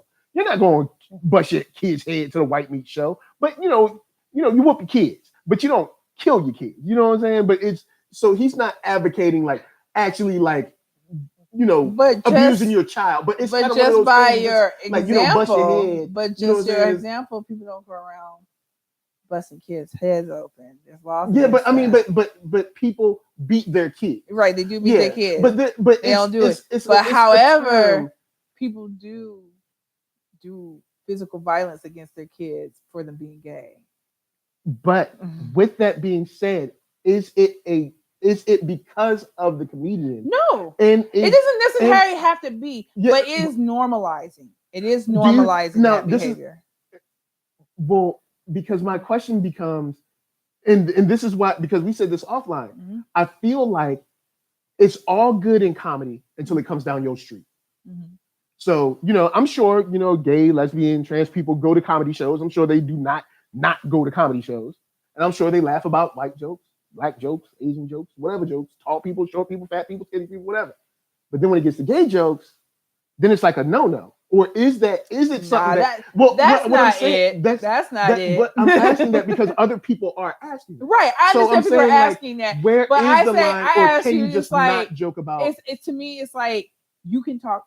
I literally was watching. It's so funny you say that. I was literally watching stand-up last night. There's a new special with I can't remember all the names. The only person I remember is Nicole Breyer. But it was like I watched 3 of the comedians, and the very first comedian goes on. His first name was Nick. And he actually had a bit where he talked about, I think, gender. He kind of took a shot at some stuff with Me Too. And he had this huge, it was this nuance. He was really working these grooves where you laughed. I mean, he even talked about his Muslim friends, like the differences between terrorists, and that's usually touch and go as well. He had a few subjects that were really touch and go. And he made jokes that walked this line. And I was super impressed by how funny and clever these jokes. So it can be done. It just takes work. Now, with that said, do you think that this is someone trying to walk that line and just failing, or someone who's really trying to mask perpetrated violence against gay people? Because what I really want to find, because I mean, now people are talking about should we cancel Kevin Hart? Right. And I'm like, is he that guy? Or is he not I personally can't say if he's that guy because we don't know these people. We don't know personally. But from what know these guys. I guess what we get from but my thing is, it all comes back to why this came up, and his attitude does not help me believe this is not him. Because he literally lied about him apologizing. I was going to get back around exactly. To that. It's your actions, the continued actions, now, and he's also doing what a lot of people do when they've run afoul of someone. They flip it and try to make themselves the victim, which is what he's doing. Like, I saw clips of the Ellen interview. Okay. And it was like, I want to move on. I've already apologized. I already addressed this. I just want to move on. But you didn't. You didn't do either one of those things. You didn't apologize, and you didn't really address the issue. And Don Lemon was being straight up. Don Lemon was like, if you can find it. And he said, if you know where he has publicly apologized for this behavior, for these jokes, let us know, because we couldn't find anything. Yeah. So he did open up for like, yo, we are wrong at times. Let us know. Let us know. I think that's really the case of he's painting himself as a complete victim. And I felt some kind of way by him explicitly lying about him apologizing and addressing the issue. Because that was like the whole base of my, like, well, if he's already talked about it and he's no longer doing the behavior, then I don't see what our issue is. But that's clearly not the case. And he wants to go, woe is me. Why are you guys picking on me? Thank you. So I did want to get to that part. With that said, now with that, put that to the side. We also have to deal with the situation that it seems like he lied. He did. Straight up. He said over and over again. He said on Ellen, he said when it was happening, it's in writing. Or if that's the case, Kevin Hart watches the show. So does Don Lemon. Kevin Hart, because maybe it was on a radio interview that we just ain't heard or something. Just let us know where it was. Because I want to see where you're coming from, because I need to know, can I watch Kevin Hart? Does Kevin Hart have to go?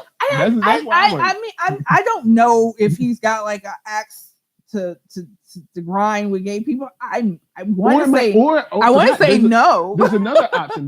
There is another option of I'm a comedian. I should be able to say what I want to say, and I'm not going to let y'all control me. But if that's what you're saying, just say that. Yeah. And then I can ride with that and be like, you know what? Dude is a comedian. Dude's not out here doing this. You know what I'm saying? He should be able to laugh. He's not doing the action. You know he's not doing the action. Yeah. I don't want to make him responsible for the action. I just think there are better jokes. There's easily better jokes than saying, I'm going to, hit my kid because he's gay. And I just think the problem is there could be people in your office. There's so many people that applies to.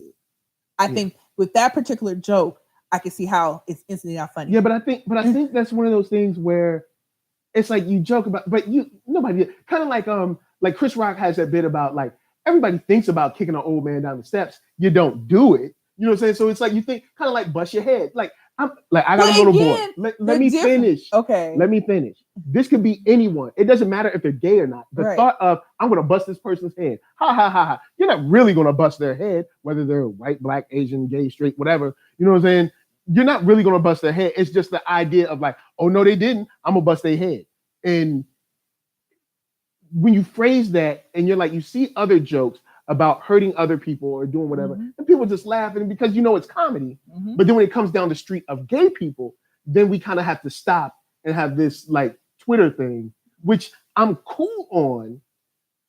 But is this a situation where we can't walk down your street at all?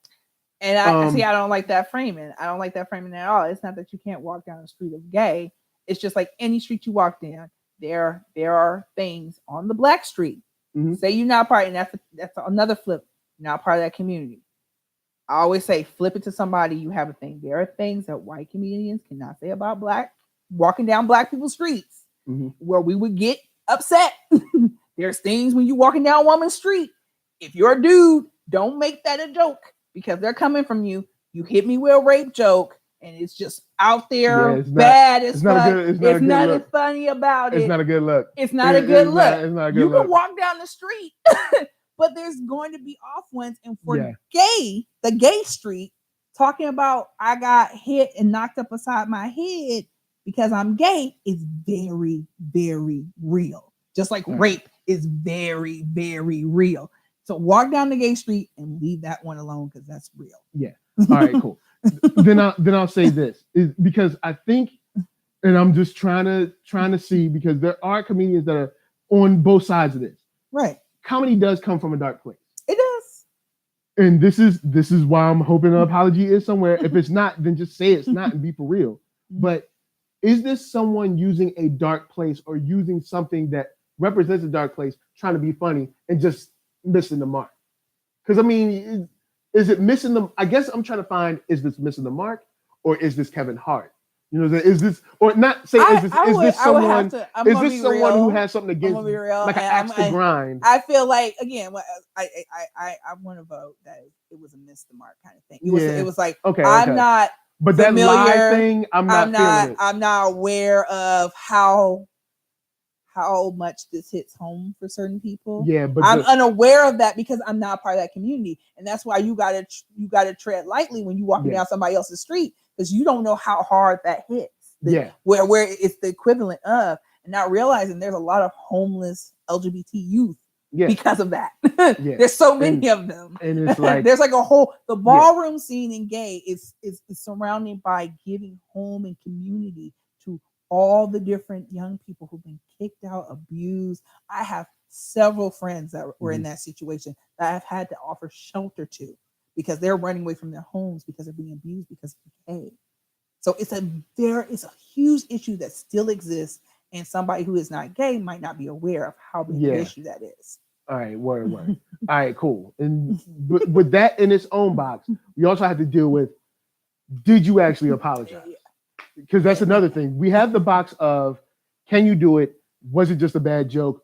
Is this Kevin Hart? That box. And then, did you lie?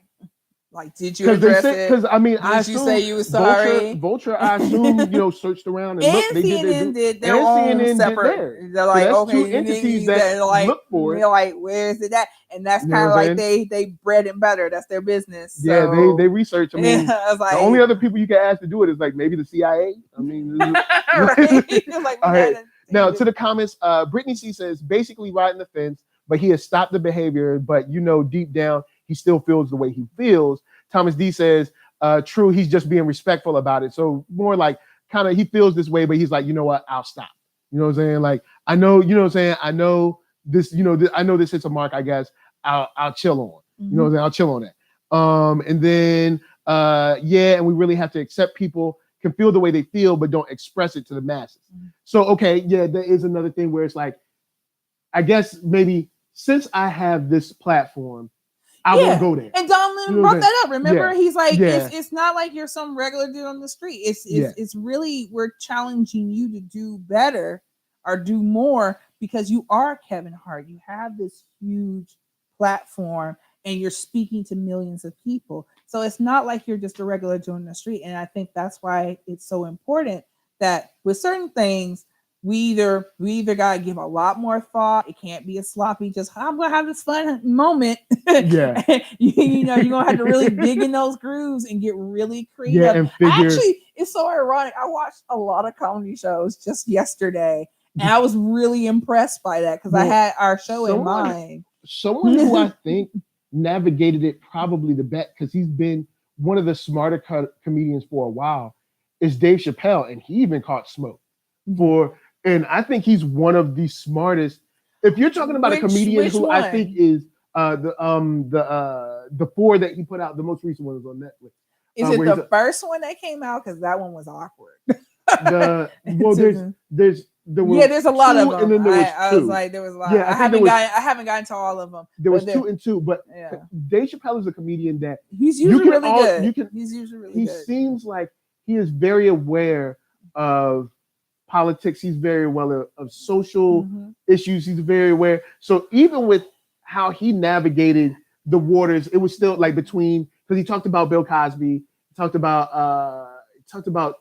transgender. Yeah, the transgender one was a little rough. So so he talked about a couple of things, but even as well as I believe he navigates, because I think he might be one of our smartest comedians that we have now. Smart as meaning like breaking down our society. Yeah. You know what I'm saying? And even he caught flame. So it's like, are we to a point where it's like, maybe we should just leave it alone in general? Or maybe there's subjects like, like just rape, abuse, beating kids, all that stuff. Should we just like throw that out of comedy in general? Because you do have to do a lot of hard work to kind of dodge that. Look, and that's the key word. It's hard work, and I think that's where we're going from. We're going from where you could just be a funny bloke to now you got to put some elbow grease to get these jokes. Where if not perfect, because you're always gonna. My thing is you're always gonna swipe somebody the wrong way, and stuff. So my thing is like to try to minimize that, but not like I guess fear. Like sometimes you got some dangerous things to say, and it's a reflection of your society. And I think if it's like an opinion on your society, I don't think I'm so much against that, even if it is harsh, like ugly truths. Nothing makes people run from you quicker. But that to me, again, with Kevin Hart's joke, that was an ugly truth. And I don't think he realized how true it was. Yeah. You got to know what you're messing with. So I think if you're aware of what you're messing with, then I feel you can kind of adjust accordingly. And I think Dave Chappelle, usually being very aware of the politics and the environment he's in, he can make these much better placed jabs where you're gonna catch some smoke. But it's super. At least there's a meaning behind it. There's a meaning behind it. There's defense. You can almost see what he's getting at, even if you don't quite like how he said. On our society. Yeah, exactly. He's trying to say, and so I think Dave Chappelle is always in a position where his jokes are just far more easier to defend. Like that's not about shitting on anybody. Yeah, it's like you're not happy about it. And he also walks down everybody's street. So everybody's street. He does. But he when he was in that small spot and that dude from Brooklyn, he just went in there on Brooklyn for a minute. I was like, damn. Right. But I was like, that's New York dude. And he that's doesn't and he doesn't have perfect days, because I felt the first special he did when he came back and everybody was all excited. I remember watching it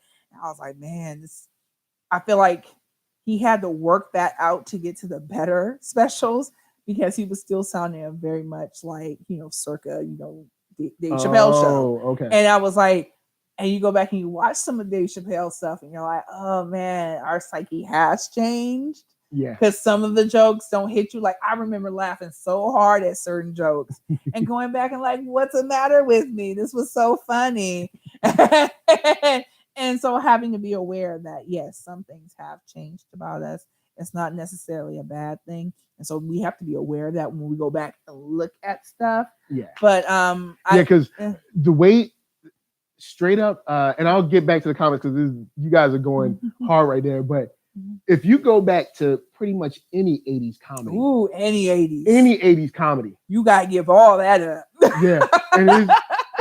But the reason that's why I talk about, that's why I frame that stuff with Kevin Hart, because it's like, yes, it was a different time, but none of these people like meant harm. Right. Like these people weren't, like Stripes, Caddyshack, Ghostbusters, License to Drive, any of that stuff. There's a lot of stuff, house parties, and I get that we're working, but none of those people kind of like, because there's a lot of questionable, the panty raid. With Revenge of the Nerds. There's a whole bunch of like world. Yeah, but I like Delirious, Raw, all really good comedy specials, and you're like, ooh, shit. Right, he couldn't say that now. And I let those things stand where they are. Richard Pryor, all the stuff he says. The stuff, people be upset. People would be mad over the drug usage part alone. We're not even talking about like the sex talk or the gay talk or any, just the drug usage alone. People would be like, I'm triggered. It's too much drugs. It's like, it's like, funny because I let that stuff Richard Pryor did not. But then I guess we also had a society. Is it this? Did we have a society that was just like, this is just a dude on stage? You know what I'm saying? Have our comedians become more than just dudes on stage? Is maybe that's why? You know what I'm saying? I do think maybe that's the internet why? Is that where it's I think the political climate also is very different. It's very supercharged, and people are like really fighting. They're ready to at the end of the day. This happened to me over. I had this like epiphany, and I think that's what it really comes down to. Is so there was this gender announcement thing on thing. It was a couple, and the guy was dressed up as a police officer, and Martin's clearly pregnant. And then they're like, breaking out on such and such date. And it was cute. And people got here and was like, we incarcerating them in the womb now, and da-da-da-da-da. It's not. Right. I mean, right, yeah, right, but I mean, right, no. Right. But this was what it was. Incarcerating them in the womb. Right. I was like, in a world where these inequalities and injustices did not exist, this would be a terribly funny, super funny. If you went to jail only when you deserve to go to jail, and not because of your financial, your race, your whatever disadvantaged background, social economic class, if you just went to jail when you were supposed to, it would be funny. Yes, but here's my question to that. Can a baby shower just be a baby shower? Right, or a gender baby. That's the thing. And whatever that thing is. People tell, and so now we're in this place where we're like really pushing. We're like, we really want this society that's free of this BS. And I do feel like it gets to the point where we're trying to stump it off in places that maybe we shouldn't think so heavily in it about and stuff. But sometimes when people have these jokes, it's like, usually I'm a pretty dark, funny person. Like me, I'm like, you can tell me some like off the wall. I say all the time. Yo, man, like, I just laugh like crazy over that baby. That baby went into the wall. Exactly. I'm like, even like weird, like, because goth and punk, and so people told me like dead baby jokes. I'm like, oh, that is terrible, but super funny and stuff. So I'm terrible. I'm terrible. I know I can like go dark and stuff like that, but I do feel like that is what's playing on, and that's why it's a big deal now and not a big deal then. They're like, we're really trying to like stomp this out. We've got kids still going through this. They've been going through this, but now we're aware of it. And it's kind of like, well, now that you know, why would you keep pushing that? Because some people do use their entertainment as a way to go, right? They're to kind of slide it in. It's like slide it in. And like, everybody like does that and stuff like that. Yeah. And I'm like, again, we could maybe laugh about this if it wasn't. Sometimes it's too true. Like sometimes you laugh about it because it's funny. It's like a keep you from crying so you laugh about it kind of situation. Yeah. But then if you're not a part of that community, it's just like, oh, you don't understand. Real quick, Kristen Spencer says Kevin Hart always think people are picking on him. He does that. Eon says Kev should have just did a generic apology and kept it moving. Probably. Probably. Yeah, probably. Wouldn't be having this conversation still. We wouldn't even, Don Lemon wouldn't have did his thing. Yeah. Let's see. Eon says, say what you want, but I don't have to hire you. There's a saying in comedy, know your audience. Kev, know who your words are reaching. Right. So that's a good example. Yeah. Let's see. All these comedians think they're under attack. Nah, do you, boo? Just don't watch your special. So that's another thing. It's like you can say what you want to say, but the market itself will, either like not watch your stuff or not buy your tickets. Right, and that's really what this came down to. Yeah. Like even the Oscars was like, hey, it was a long time ago. We get it. Just do the apology because we can't run you if you don't do the apology. You're like, no, I already did an apology, and then it comes out you ain't really did an apology. Like we was kind of rolling with you because I understood the idea of like saying you make a mistake, you realize you made a mistake, and now people keep bringing it back up. I was like, I was for that, but you ain't even really addressed this. Like, who's really been on you to apologize? Because they can't even come up with anything anywhere saying that you did anything. And then the one time you did say something, it was that half-ass. Oh, well, people sensitive. I'm gonna leave it alone. And it's like, yes. People in general are sensitive, yes, but that's still not an apology. That's not an apology. It's still not an apology. And like, you want to do the Oscars? The Oscars is why do you want to do the Oscars? Because it's a huge opportunity. Yeah. It's a huge platform. It's got all these different people in the mix. Mm-hmm. And a lot of Why you say it like that? Well, that's what the people. They're coming. The gay people are coming. It's like what one of the people saying. Like, there's a lot there, and well, I was whispering like it's like an obvious. You said like they were like like no, like you get in your car, you look in the rear view, like an open secret kind of thing. Because Kevin Hart, I don't think realizing this, but that came from like the idea of knowing your audience. There's gonna be a lot of gay people in the room. And if you're up there like nonchalantly, like, whatever, I said it, and going by your business. Well, there's a lot of people in the room where you're I think society would be able to handle it better if he said, yo, I said it, it's done, and that's it.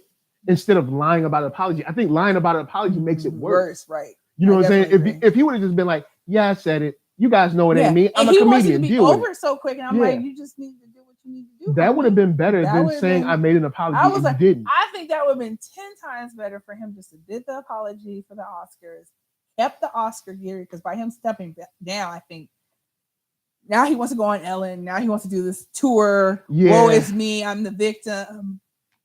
No, dude, just apologize and kept your gig. You didn't Nobody told you that. I didn't want him to do it. Nobody wanted. I know there was a few people. There's a few like really hot like gay people who are like, I am gay, but I was like, my thing is apologize. It was a long time ago. You stopped doing the jokes, and then I'm assuming you apologize. Keep it moving, dude. No, he didn't do that. So I was like, just do the work. If you want it to be done, do the work, Like do one or the other, but lying makes it worse when people can find out if you're lying or not. It's the internet, bruh. If people can find out, like the internet has been around for a hot minute. Big shout out to Thomas D and Kristen Spencer, who brought up the stories about Charlie Murphy. Those were hilarious. And then Kristen Spencer with Unity. No, man. I want people to get better. His chest. Yo. He's like, darkness. Yo, they should, man. Wow. It was a good show. It was a good show. So sad part is now, politics are so bad, it's kind of like you can't even really make a show because it's like you can't get worse than what's happening. It's like you can't write something funnier than what's already going on. What's going? I mean, this has been great for Saturday Night Live. They've been Saturday Night. Yo, I'll say this: if it wasn't for Trump, SNL's ratings would not be where they were. Trump saved SNL, and people don't want to admit that. Well, SNL is a staple. I don't think they're going to cancel it. They'll never cancel it. They have waning and waxing seasons. And who knows what the season would be like right now? Ever since, because they've had Sean Spicer, Sean Spicer, Kellyanne Conway, they've had the old girl, the homely girl, that's the one that's doing the press conferences and stuff. Y'all know she look homely. Like, come on, and then Trump, you know what I'm saying? Between all of them, they got tons of material. You know what I'm saying? I mean, whether it's about the wall or it's about terrorists or whatever, there's tons of stuff. Kellyanne Conway's jokes, the one where she was like, they did the it bit with it. Oh yeah, man. I was like, woo, that was funny. They had Trump and his administration has given SNL so much life. So much. It's sad, but it's good for them. It is. I was like, it's like good for them, but it's weird. Bad. It's weird. Yeah, hopefully it'll be over and we won't make this mistake twice. Yeah. So last, I wanted to end our story with a little seasoning of Amanda Stenberg. She's out there again. She's making movies, doing her thing. She's in a movie called Where Hands Touch. And it's this movie. Why are you doing it, dude? Why? Amanda Stenberg, who watches the show, what's up? How you doing? I don't know how she gets in this racist stuff all the time. It's like she's looking for it. It's like she's trying. There's a movie called Where Hands Touch. You guys can Google it up. Search it. It's mad easy to find. Where they try to normalize a romantic relationship between a Nazi and a black German Jew, I believe. Or at least she's black and German. And I don't know why we have to humanize Nazis in 2019 or 18, but we got to do it. And since we got to do it, she's in this movie, and there's a scene where he calls music, they're talking about black music or Negro music, and he says jazz. And she responds to him, Negro music, but she doesn't say Negro. She says the other word. sounds like the German version of it. Yeah, like, she says it with that like German twang on it. You know what I'm saying? And I'm like, so you had to say it? Really? How? Amanda, look, bring it in. Look at me real quick. I want to ask you a question. How do you find these movies? Because I know there's tons of movies in Hollywood and beyond and stuff. How are you finding this stuff? It's like why would you be in a movie where it's like, I'm gonna be in the Nazi romance movie? And not only that, when someone refers to black music as jazz, I'm gonna take the script and be like, nah, man, I'm gonna drop an N-bomb right here for absolutely no reason. No reason. Now, I haven't seen the full movie in all its context, but I don't see why there's a reason for you to title it as that type of music. Because it says, yeah, jazz. You mean jazz? Of course, jazz. That's what jazz.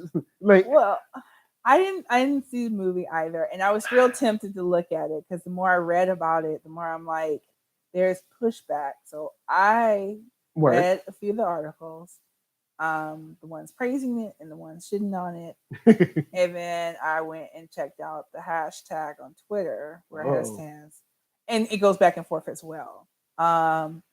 And so what I could put together, because this is really not a movie I will go see. I was like, I could spend that bread on Amazon and watch it.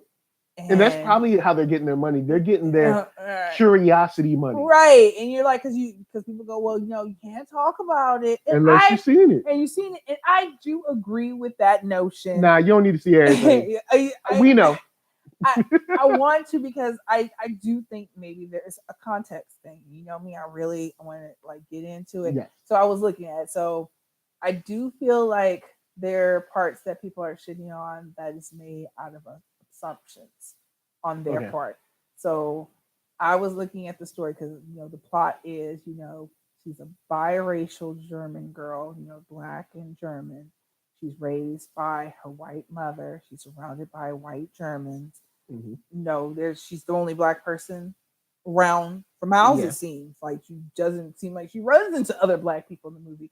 So there is a certain amount of awareness that we're assuming that as her character is supposed to have, that I just don't understand why it would be there. Like, if you've had no contact, and we always point this out with, because they're pointing it out right now when they're talking about Amanda. Well, not all black people are raised in the culture. Well, the character she's playing is exactly that. Yes. I was like, she does have, I believe, a black father. And I think they were together and stuff like that. So I don't know if she was raised away or not, but I don't even think that's a question. I said, if you're looking at the character, where it is, at the time frame it does not look like she would have any reason to be even remotely aware of her blackness.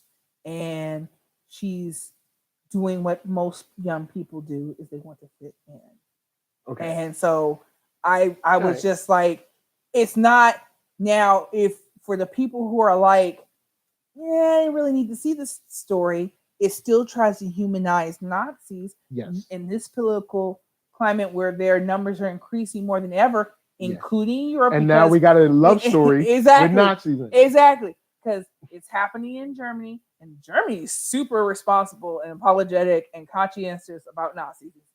Things that are not illegal anywhere else in the world are illegal there when it comes to Nazis. Yeah. You can't have anything because they ain't playing that game. They realize we fucked up. They're like, we don't want to support that stuff in the least.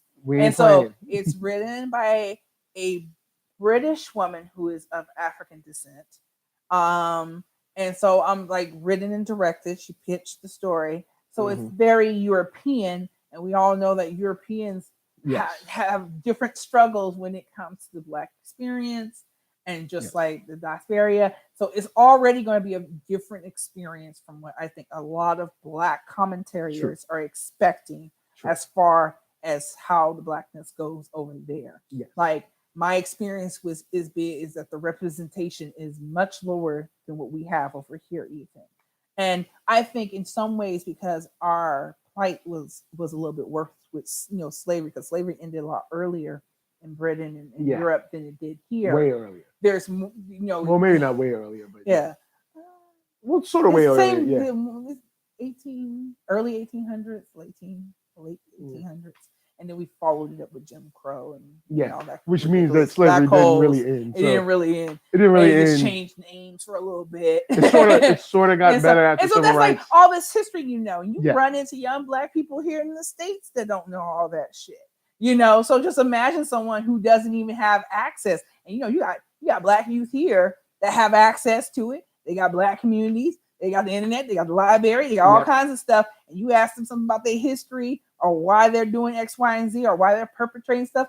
Hell, we got mumble rappers talking about they don't want to have nobody as dark as them and they wouldn't date a dark girl. So we talking about you, Kodak. Well, Kodak Black who watches the show. And there's another one. I don't know his name. He's a younger one. He whacked too. Yeah, he looked a lot like Kodak, and he was talking the same stuff. But so this idea that they can't imagine this girl being this way, I'm like, you probably got a neighbor. You got somebody in the family like her, and they got no excuses. But there they is. Yeah. Now, but here's my thing. Right, Amanda. You read the script though. You could have. She didn't write the script. She read it. Yeah, but she read it. And when she read it, there's many times when actors are like, I don't think we need to say this. I don't think we should do this. Or whatever. You know what I'm saying? Why?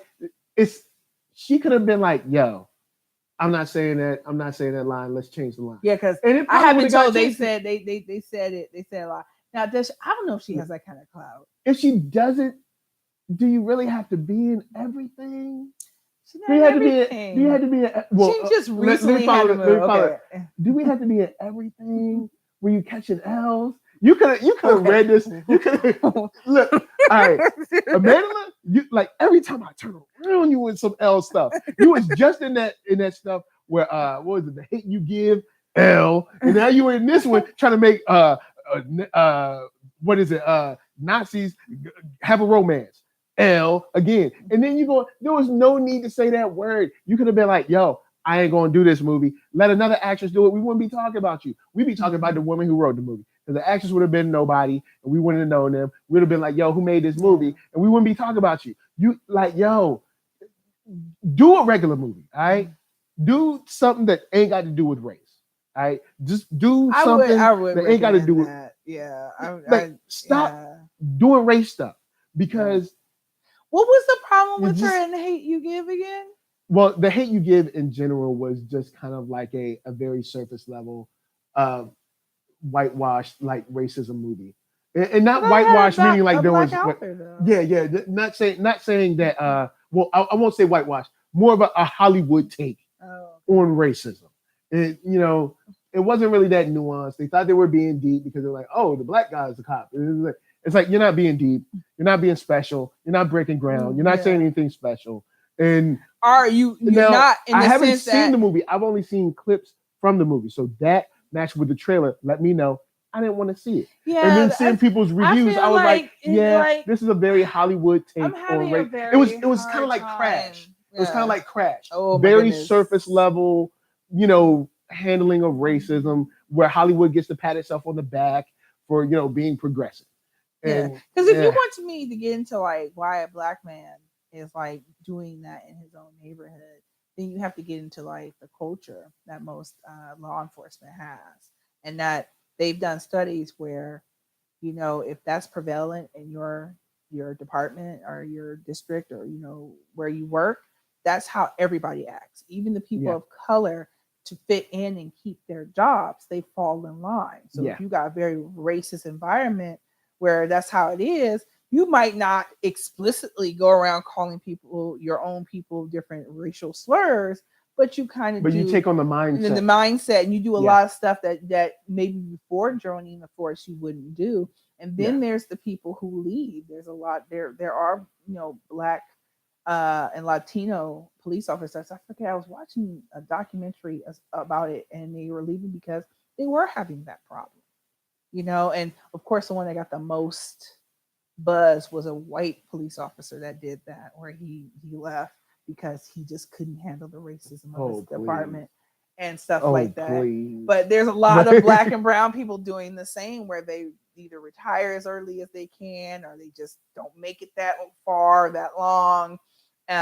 There's Black and Latino officers, particularly Black ones, talking about how when they go jogging, they always take their ID. They've had run-ins with police officers when they're in plain clothes and they don't know they're officers and stuff. It's real. And so they could have gotten to that, but then that would show you the system, how systemic it is, as opposed to this very surface level. Yeah. Hate can touch anybody. Yeah, big shout out to Eon saying 2019, no Black struggle movies. Yeah, thank you, man. We have had every struggle there is. Yeah, you really would have to go next level. You would really have to go out there where I think it's not so much we're against struggle films, because, and hear me out when I say this. Okay. She's like, give me a second. Give me a second to clear this before y'all hop in on me. Is that while we're still doing reflection, it's still doing reflection, just in a very different, out of the box way, is like Jordan Peele movies. They're still talking about systemic issues around race and identity. Yeah, and but it's not straightforward. It's not surface level. This is very surface. It's very superficial. This is like, I'm going to rock your brain. Yeah, it's like, and you're like, I understand. I understand what you're saying. I get the messages, but these are wild ways to tell me this. And so it's nothing as people of color we don't know. As Black people, we don't know. It's nothing. Yeah, it's nothing that we don't know.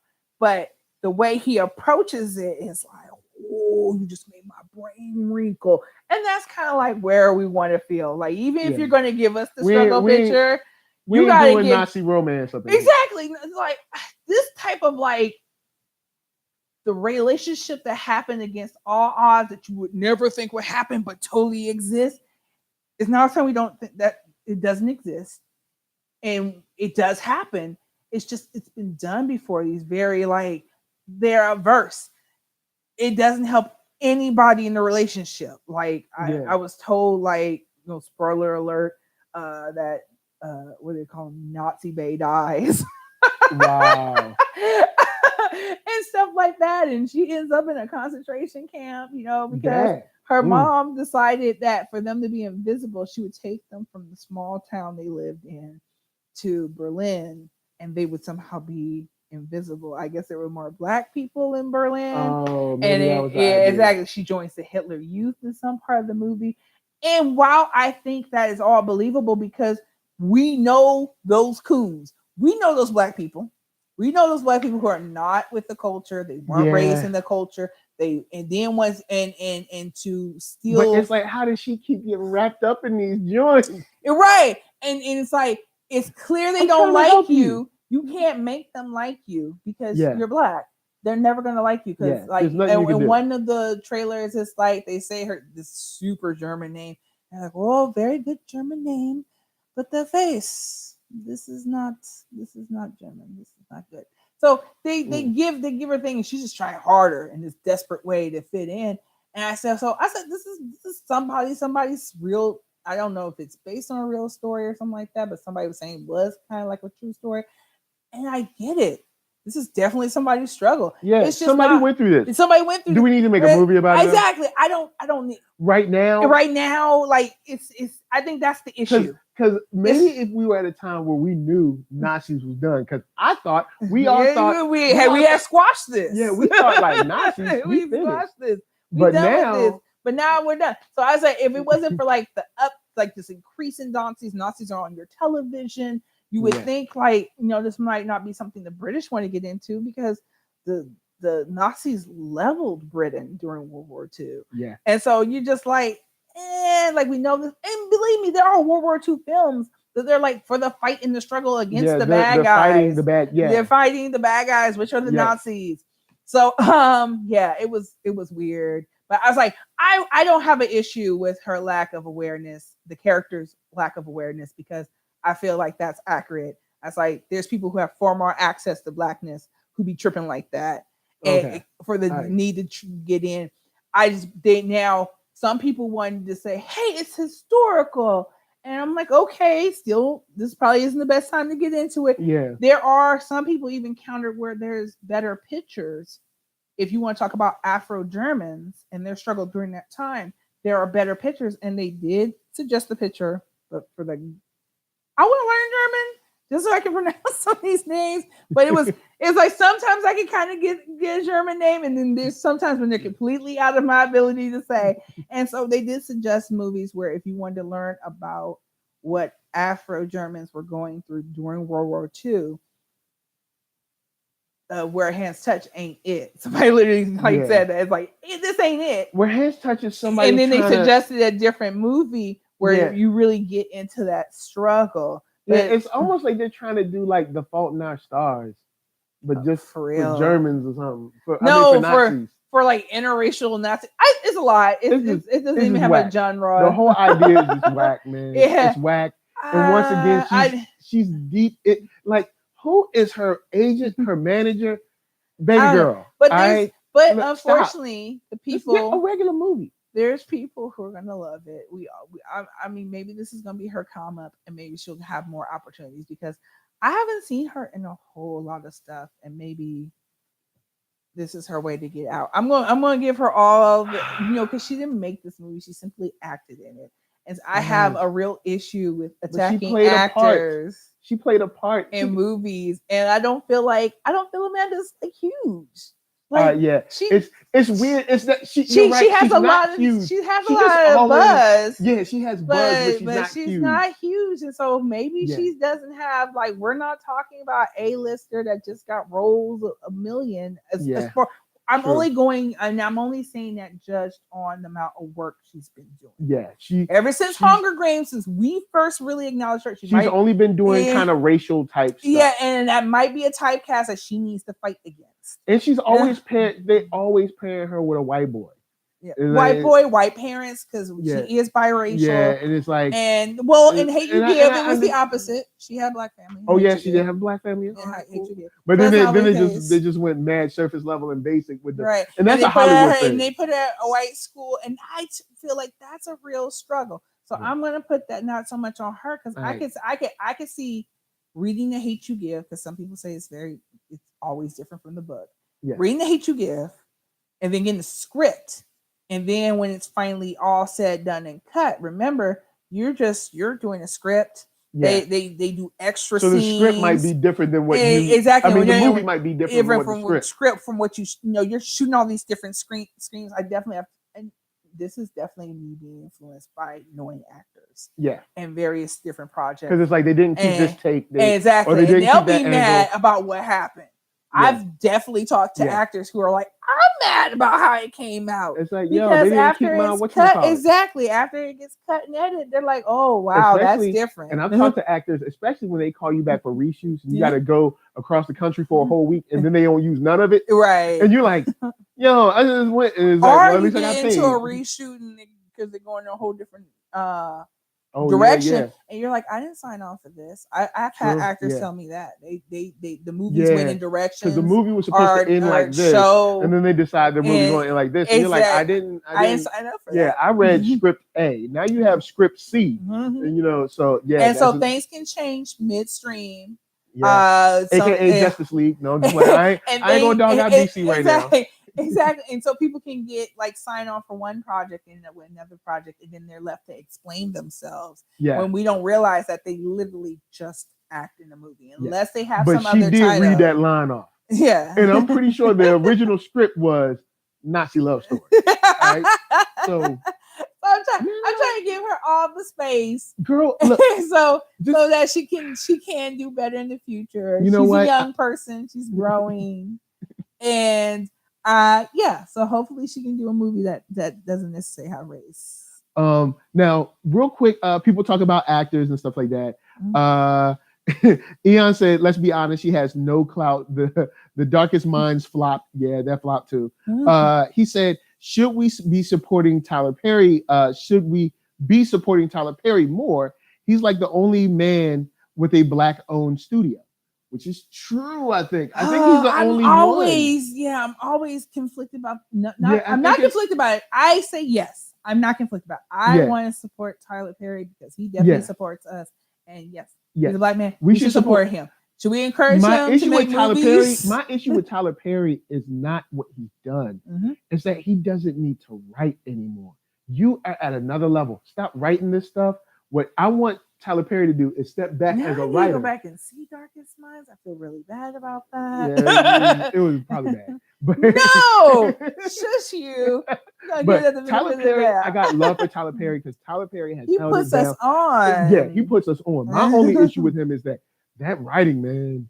He needs better writers. It got him where he was because he's working very much in a niche, and a niche can serve you so because it has. Because Tyler Perry is on his way to be a billionaire. Exactly. He owns his own studio. I mean, I would love to do and be Tyler Perry. I want to work in his shoes so badly, and so he's like doing what's true to him and what he knows. So there's something to say, and then there's the time where the glow up comes, where you level up, and you have to expand.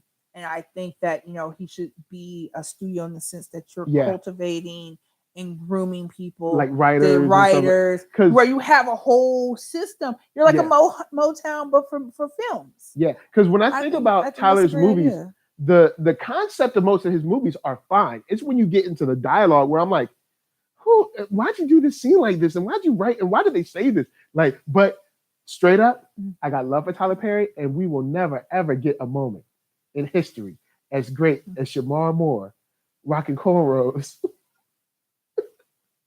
or Diary of a Mad Black Woman. There'll never be better. That cornrow wig don't get no better.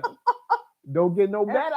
He couldn't grow out his hair at least. Yo, man, that joint, they just put a cornrow hat. Like, yo, his edge carried to like his eyebrows. So bad. Oh man, it's so beautiful. You know what? We're gonna leave with that. Tyler Perry's the man. Watch the Have and the Have-Nots. Yes, it's silly, but I mean, why not? Oh God, I like that one. It's silly. It's dumb. That's my thing. I'm struggling with so many of his projects because the writing is bad. You're like, why? Okay. But then when he talked about the schedule for one of his movies, he's like, I shot this movie like in 2 or 3 days. And when he talked about the process of how, I was like, man, that is efficient. But then I'm like, man, maybe you shouldn't. I'm like, because on one hand, it's efficient to finish a whole feature-length film in a weekend. Because of course he owns his own studio. So you can set like scene A, B, C, and just like walk. And he was basically like, we walked through the lot and shot the whole thing, and shot all the scenes you needed, which is efficient. Very. But it's not really that funny. And it's not like cut well. And then you have like these ad-lib parts where we know you're ad-libbing and just riffing. It's not really coming together. I think, give us the story, like story by Tyler Perry, but then written by super duper good writer person. You know what I'm saying? And then, I know it's hard too. It's hard too because you've built an empire. Oh yeah, and you want to kind of keep control. You want to keep doing what you're doing. Hell, I was like, I mean, maybe do it baby steps. Yeah. Do one project. Do a short project. Yeah. It's like, Tyler presents, and it's like little thing, little mini episodes or something, mini series. Yeah. And have somebody else come in where they come in, they learn your process of how you like, because is he somebody who only does like 1 or 2 shots too? Yeah, I think he only does like he does like 2 shots, like very few shots. Yeah, it's all done very quickly. Yeah, and unfortunately, sometimes it kind of shows. That's the problem. A lot of his, especially his early movies, play out like a play. I don't know. I'm so conflicted because he does. Love. He puts so many Black people to work, and he puts such a diverse array of Black life on screen. You have like have and have-nots. You have the family where you have the people like the older man and the older woman that were from the plays and their kids. You have that show. So he has like multiple shows. You just want to be it just sometimes I tune in. It has a very 90s look.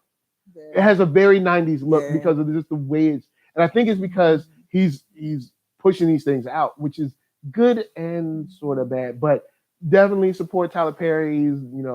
He all we got. If you got something you love, please stick with it. I'm always watching. He all we got. I'm always keeping up with what he's doing.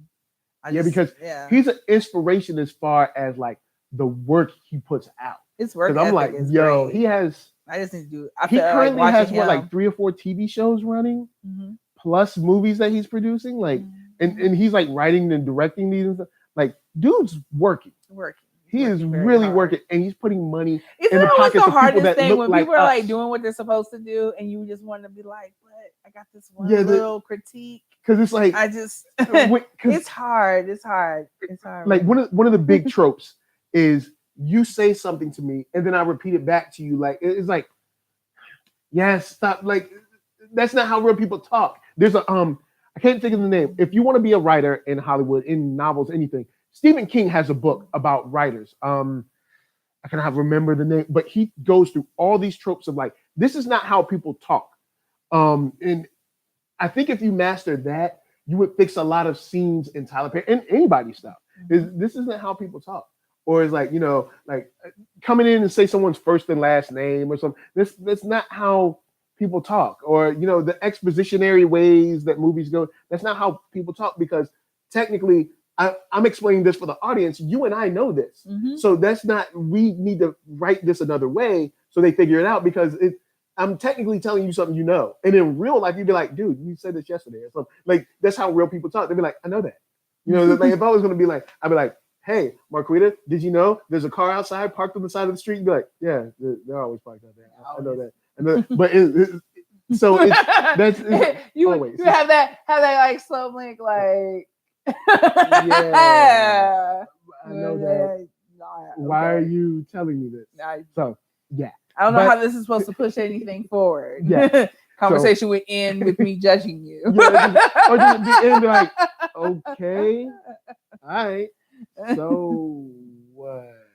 So yeah, but besides that, Tyler Perry's the man. Support the brother. He got tons of stuff. It's just it's rental level, but it's still dope. It's still, he's putting money in the pockets of people that look like ourselves. Yeah, no, because it's like because there is it's weird. There is a huge enjoyment to stuff that he makes. Like even Diary of a Mad Black Woman. There's something about that wig. I can watch that movie over and over. Medea is like it gets all the passes. Like it's just like because it's like this is so bad. I'm just having a good time. It's just and then then you have stuff like Daddy's Little Girls, which is decent. Yeah. You have the one you got what is it, Obsession or whatever? The one where the girl get get A's in the end. And like man, look, and then you got with Brandy. So, but there's a lot of good gems. There's some gems in there. There's some good stuff in there.